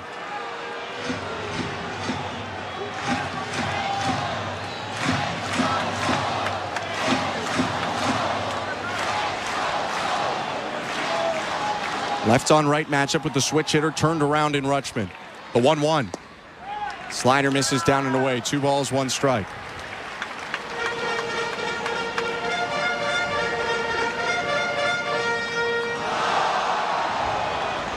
Four times this year, the Orioles have won on walk-offs. 2-1. Swinging a fly ball, right field. Springer back at the wall, looking up, and that ball bounces off the top of the fence. Springer is saying a fan touched it. Rutschman is celebrating like the Orioles have won it, and they have. 2-run walk-off homer, Adley Rutschman, 3-2, Baltimore wins. And that's why I was saying those insurance runs are so big, especially against the top of this lineup. That's a tough way to lose a ball game for this Toronto Blue Jays team. They did everything they needed to do all day long to win a ball game. And unfortunately... This is a crew chief review for the call in the field of a home run. So George Springer at least made a motion like a fan reached over and touched that ball. It just got out, and I mean just. Best case scenario for the Blue Jays, runners on second and third and nobody out. So it's still a tough task. Fan definitely touched that ball, though, on the replay. I think it could come back, but still a tough ask for Jordan Romano to come out of this game unscathed. Second and third, nobody out.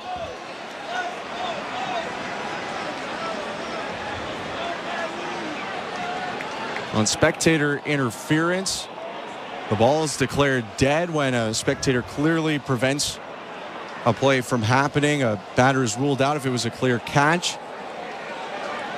It wouldn't have been a clear catch, but the umpires are looking at it right now. A fan does reach over the railing and tip it, and then it hits the top of the wall and bounces over. I don't think there's clear evidence. I think that's a homer. You don't think it's clear? After review, home run. All right. I thought it was pretty clear he touched it. I'm not sure it would have mattered anyway. Adley Rutschman and the Orioles win it 3-2 on a walk-off home run. We'll wrap this one up on the other side. The Blue Jays fall in Game 2. You're listening to Blue Jays Baseball, brought to you by your local family-owned Crown Rust Control Center, streaming at sportsnet.ca and the Sportsnet Radio Network. Bring excitement to your landscape with Proven Winners Color Choice shrubs. These flowering shrubs and evergreens have been trialed and tested by experts to make sure they look better and bloom better. So they're just as easy to care for as what's in your landscape now, but a whole lot more colorful and interesting. Look for Proven Winners Color Choice shrubs in the distinctive white container at your local garden center or learn more at provenwinnerscolorchoice.com. Hi, I'm Buck Martinez, live from the showdown between Pizza Pizza and inflation. First to the plate, Pizza Pizza's big hitter, fixed rate pizza. An extra large 4-topping pizza for a fixed price of $17.99 until the end of 2024. I dare say, folks, inflation stands no chance against this all-star. Here's the delivery. And inflation strikes out. That's a swing and a drive for fixed rate pizza. Lock in yours today. Order pizzapizza.ca. This is Toronto Blue Jays baseball. Hurts smacks it down the left field line. This one's got a chance. It's good. On Sportsnet 590 The Fan and the Sportsnet Radio Network.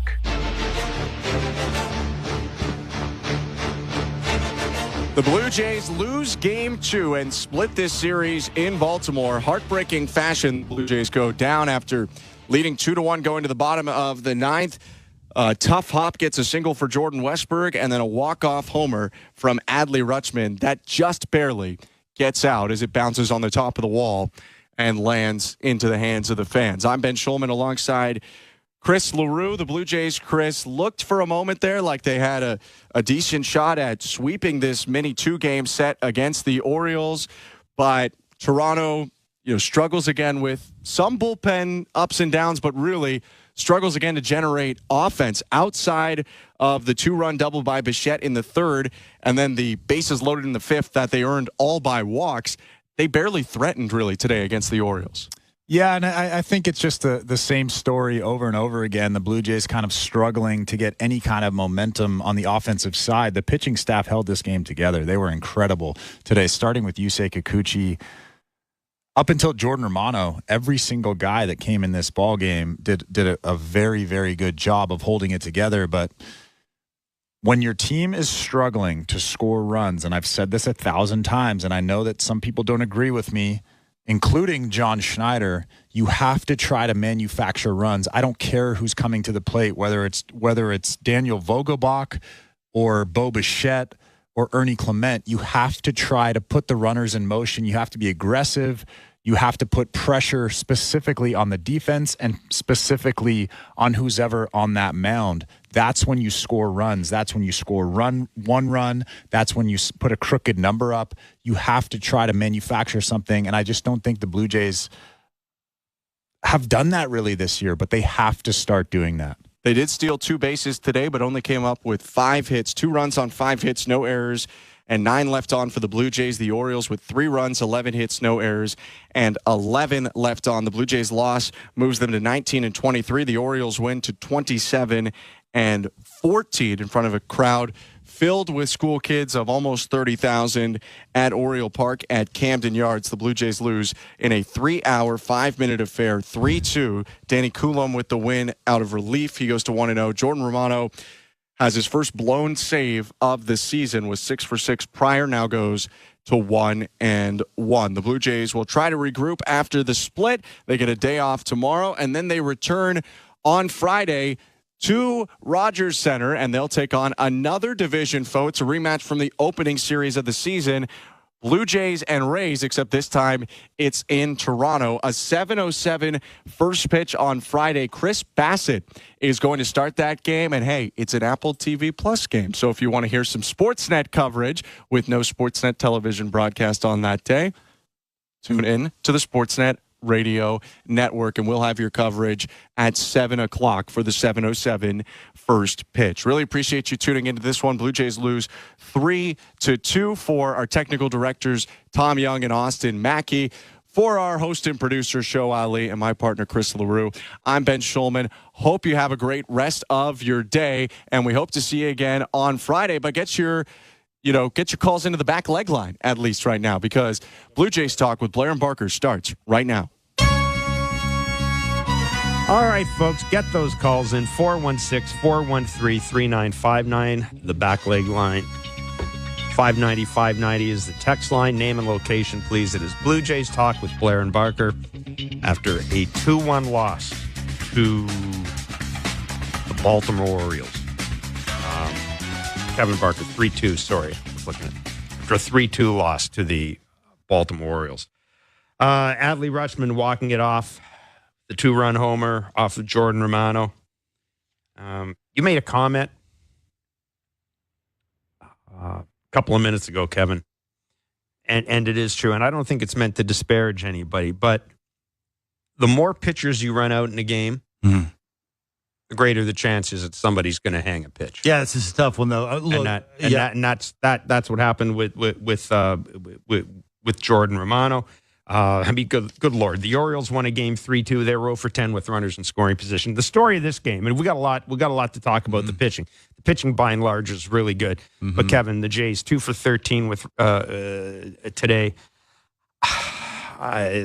George Springer back in the leadoff spot. To me, a couple of situations stand out here. Bases loaded in the 6th inning. Davis Schneider, everybody's favorite player, flies out.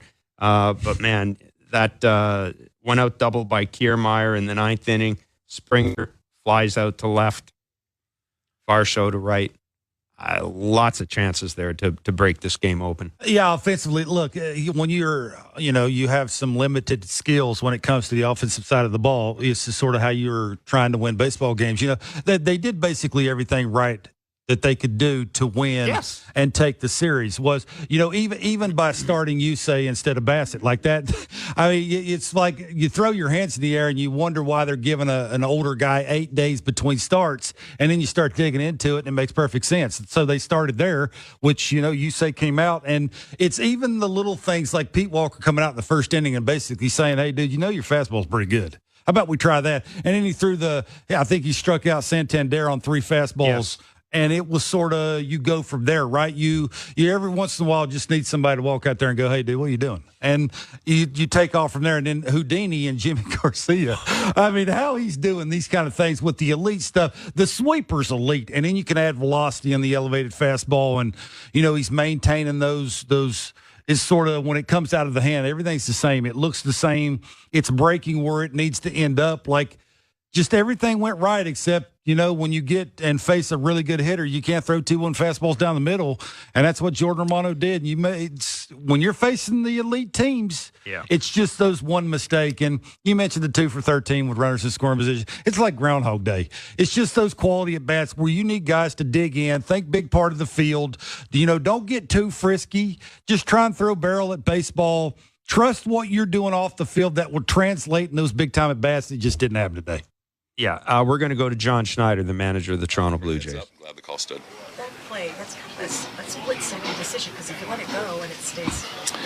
Yeah, it's tough. I think he was kind of at the point of no return, to where it was, I can still get Santander at the plate as opposed to let it go. You got to have a good clock. But yeah, it was a close one. John, you guys are plenty familiar with Adley right now at this point. What type of challenge factor does he represent? He's good. I mean, he's going to win an MVP.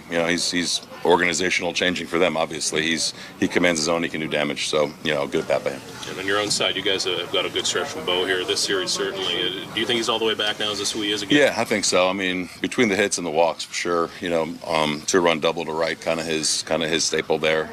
Like the way he's swinging the bat, for sure. John, what were you guys asking for on the review there on the home run? Just to see if a fan got in the way. What did you see overall from these 2 games here? Just obviously 2 pretty good signs of life, really close to not only 2. Yeah. I mean, this was I'm not going to curse every night. It's a tough game. You know what I mean? It's a really good team, and I think you hold them in check offensively.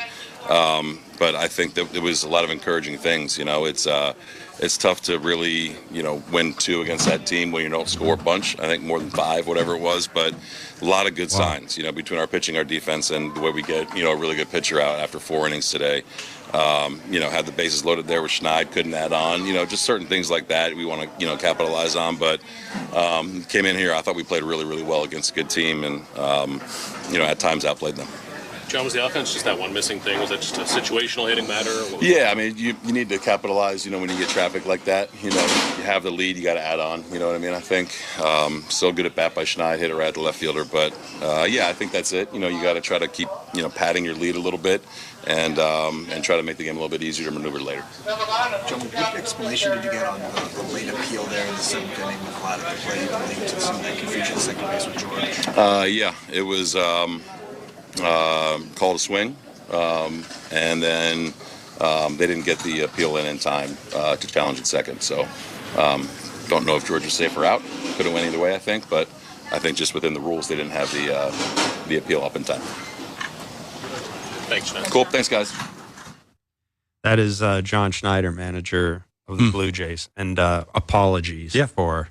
It's like the second week in a row I've had to apologize for the manager. Well, he's earned it. He has. Listen, I'll tell you what. It's the same 2 for 13th almost every day. I was going to say. Uncle, with that, it's the end of the season. It looked that way, and the first 40 games here, it looks sort of this exact same way. The pitching's good enough. The defense is good enough. The base running's good enough. The baseball IQ's good enough. The hitting, quite frankly, we can all raise our hand and say it now. It's not good enough, and it's a shame. Their pitching, Jeff, is really, really good. I know Jordan threw a ball down the middle. Occasionally you're going to do that, and a good hitter will beat you.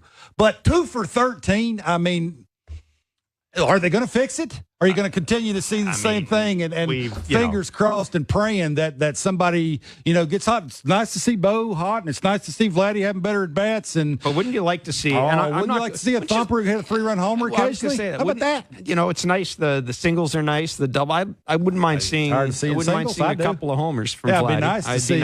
Well, I mean, I don't think it's lack of effort.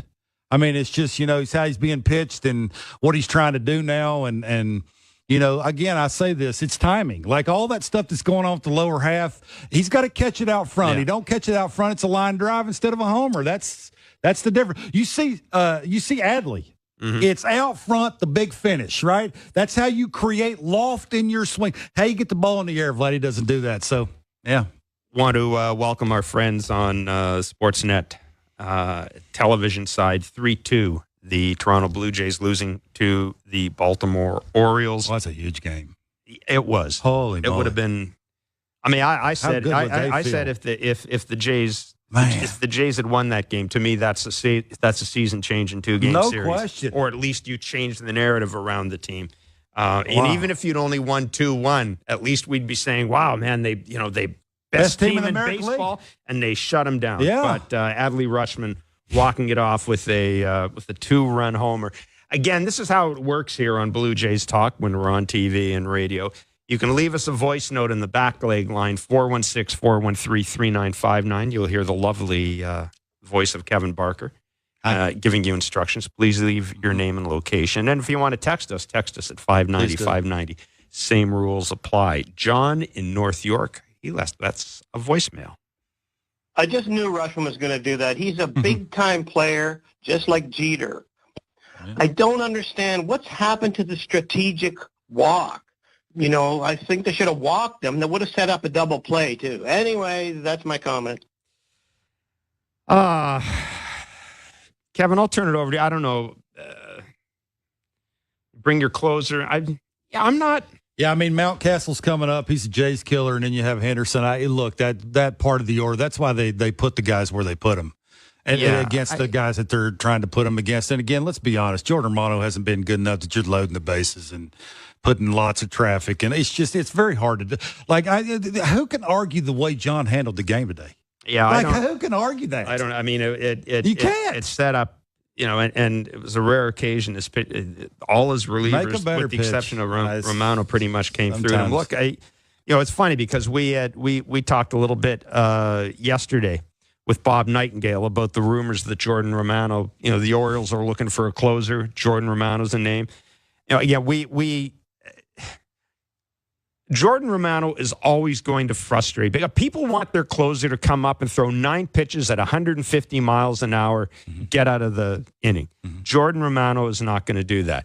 I think Jordan Romano is okay as a closer. I just don't know if he's the guy that you ride all year, including through the playoffs. And if you're a team like the Baltimore Orioles, you want certainty, or as much certainty as possible.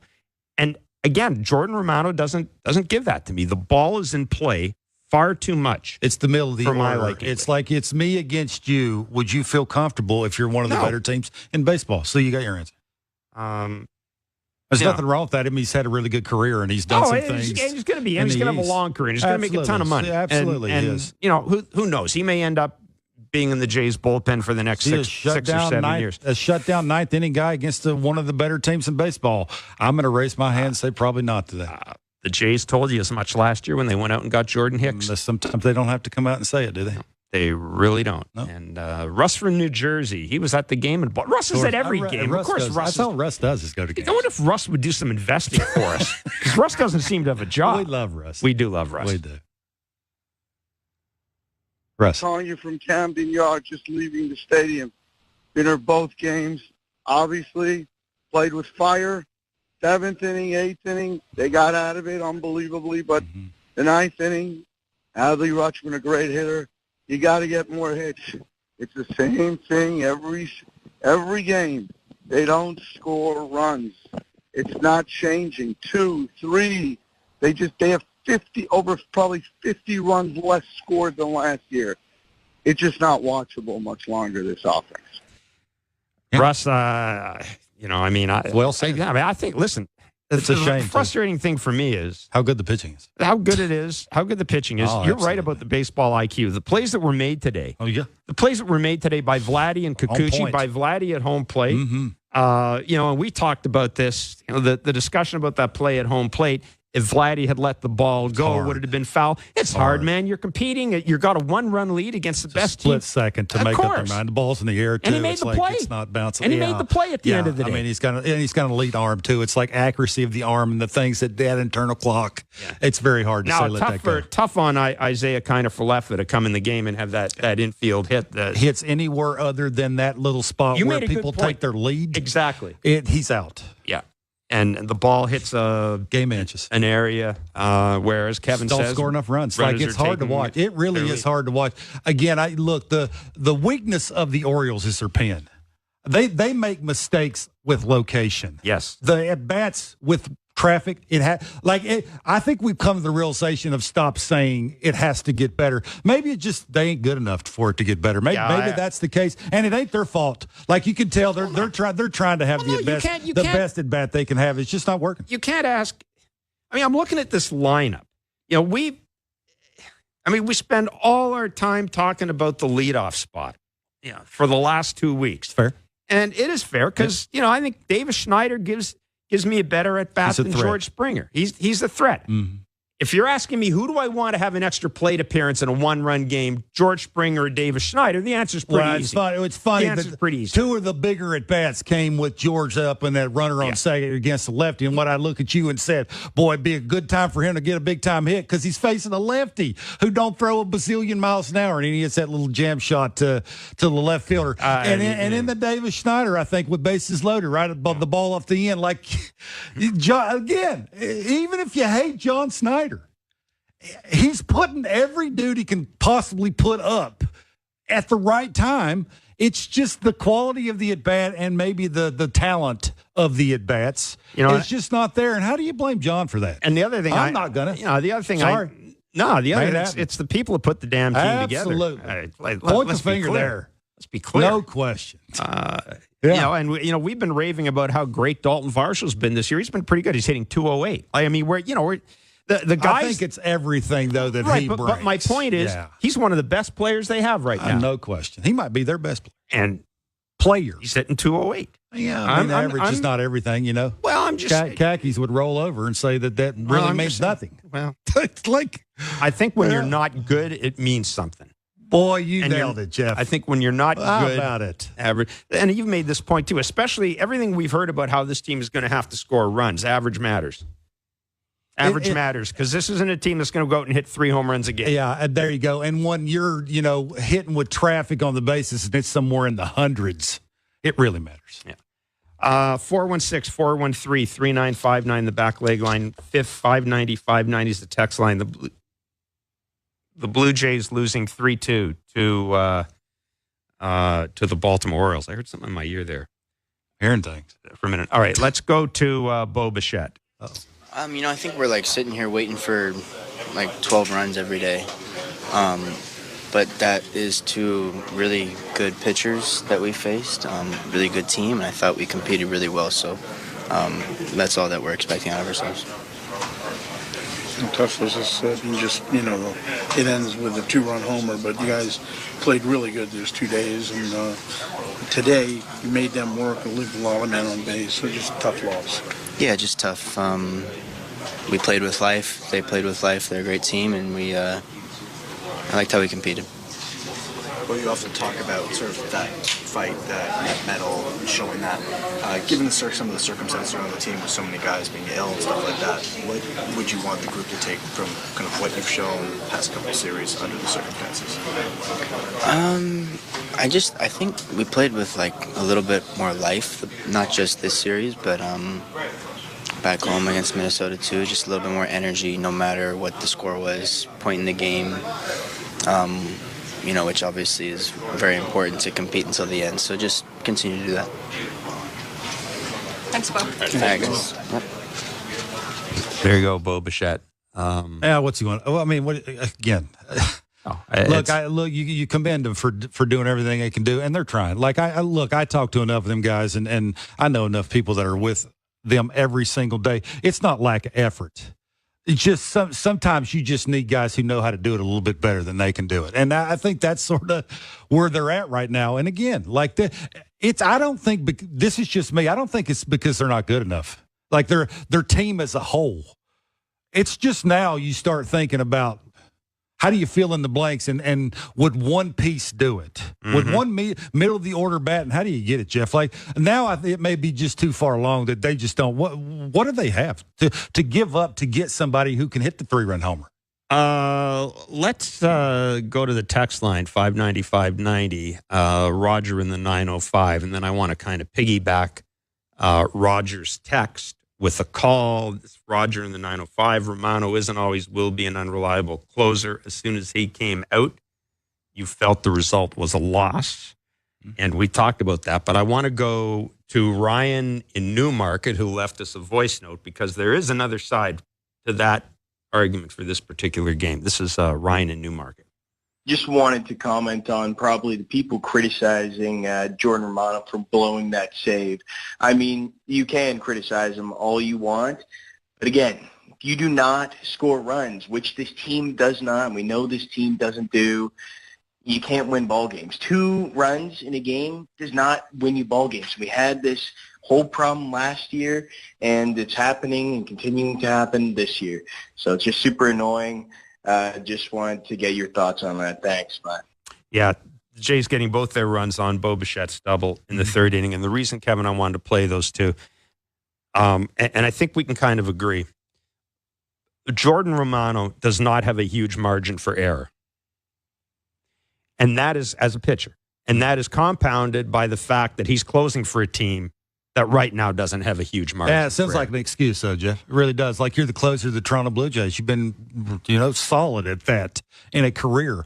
This is the times where you need to be at your best and locate better. Look, I understand the caller and the text. They are both, in my mind, exactly right. But when you're the closer and you're handed the ball with the lead, it's your ball to get the ball from the catcher when the game's over. And that's these times, right? When you're in last place, you're in 8.5 games back. You don't have 20 wins yet. And this is the times where you need your better players, no matter if they're pitchers or not, to step up and make better pitches against the other team's best hitters. And I'm sure if you ask Jordan that question, he will give you the same answer that I just gave. Before we break, I just want to touch on Yusei Kikuchi because we just kind of glossed over it. 4 1/3 inning, 88 pitches. Didn't hear from John Schneider. What? Oh, that's easy. Why? Well, we know what the I'm answer going to is. tee you up, but a lot of people in social media and elsewhere are saying, Of course it. why wouldn't you leave him in the game? Why would Because you? Mountcastle's 8 for 17 with 4 homers and just hit a 102-mile-an-hour line drive single to right field. That's why. And you're doing everything you do because you know your offense is not real good. And you got a man on base. And you got a fresh bullpen who, for the most Coming part, off when you got the arena, ninth yeah. and the 8th inning guy solidified, you tried to fill in the blanks, and everybody's raring and ready to go. And it worked. Again, I don't know. If you're sitting around on your couch yelling and screaming about the way John Snyder managed today, Yeah, I don't. more power to you, buddy. Yeah, I mean, listen, I've been going back and trying to, other than putting Springer in the leadoff spot, which, is there a wall I can just kind of like bang my head against? But other than putting Springer in the leadoff spot, which has been a discussion, I mean, find someone who loves you as much as the Jays love George Springer in the leadoff spot. At least spot, John folks. Snyder. Or at least John Snyder. Yeah. Find somebody who loves you that much, Man. and you will be a truly happy person. But beyond that, yeah, I mean, what else? Stop blaming the manager. How about you point the finger at the player? Yeah, it's been. How about that? Been a while now. That Been they a while. blame the manager a lot? No, it's been a while. This show, I think, takes pride in doing it the right way, and will point the finger at the people that needs to be having the finger pointed at them. Today, I'm not real sure how you could do that anywhere around John Snyder or Pete Walker. If Pete Walker came out in the first inning, when's the last time you saw him walk out in the first inning to you say Kikuchi? Like he knew he was spinning it too much. Yeah. Stop spinning it. They're really good at hitting that. If we have any chance of winning this thing, we need you to be better. Throw heaters and don't pitch backwards. It's kind of thing. I thought they did everything right. Hey, let's look at this. A leadoff home run to Jordan Westberg, and then nothing happens till Adley Rutschman walks it off. And folks, that's basically a whole game's worth of outs, and nothing happened until Adley Rutschman. I'll tell you something though. I'm not going to sit here and like become the world's greatest Orioles fan, but you're gonna. Well, I'll tell you what. Adley Rutschman, switch hitting catcher, good from both sides, who DHs on his day off. But we can both say that you can pitch to some of those guys, and their pen's not real good.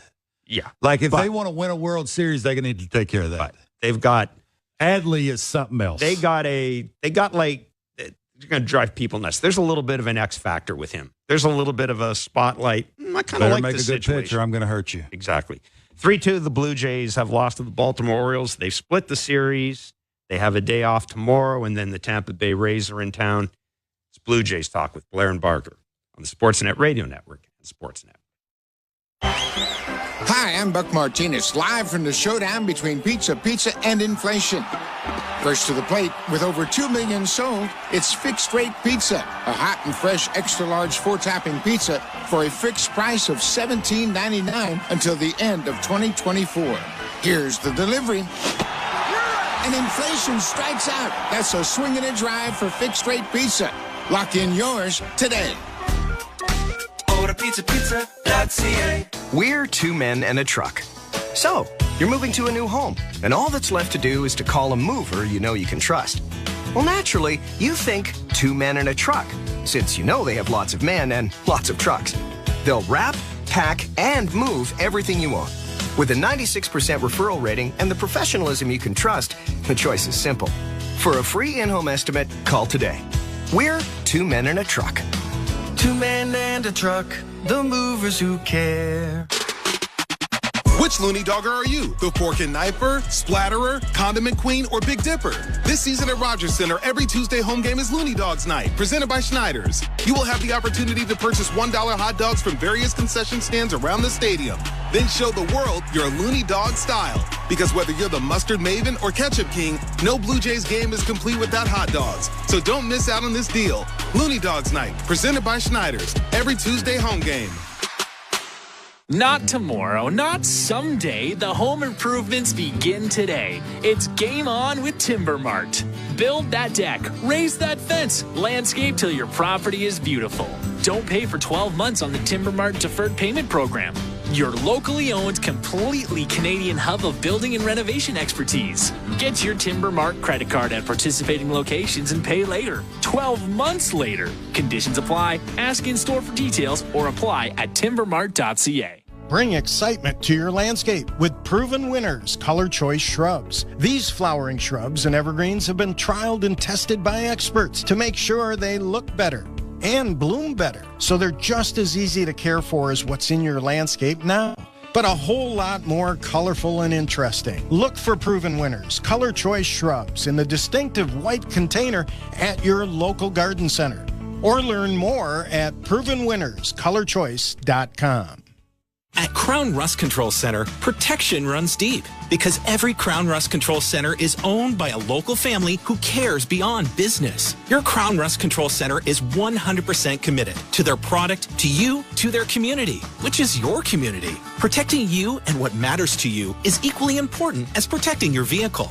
Did you know spring's the best time of year to protect your vehicle from rust? For a special spring offer, find your local family-owned Crown Rust Control Center at crown.com.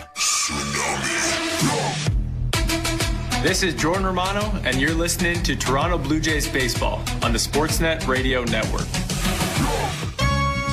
Hey. All right. Welcome back to Blue Jays Talk on Sportsnet 590 The Fan and Sportsnet 3-2. The Blue Jays have lost to the Baltimore Orioles, splitting the two-game series. Adley Rutschman walking it off.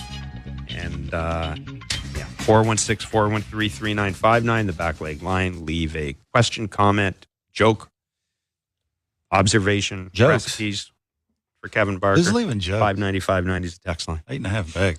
Yeah. What are they? 8.5 back, boy. It's too early.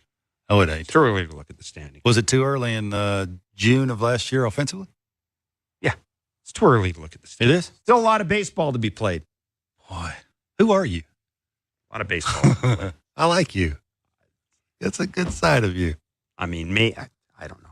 I'm trying. Listen, don't poke fun of me. I'm trying to be optimistic. I think because you know what? Because I see good pitching. Oh yeah, I see good defense. Oh yeah. I see. 2 years ago, we used to talk about how this team had no baseball IQ. They were dumb in the base paths, all this stuff. Teoscar was running into outs and everything. And they were sloppy, and we were how dare you? And this year they've done about Teoscar. And this year they've done everything right except hit the ball.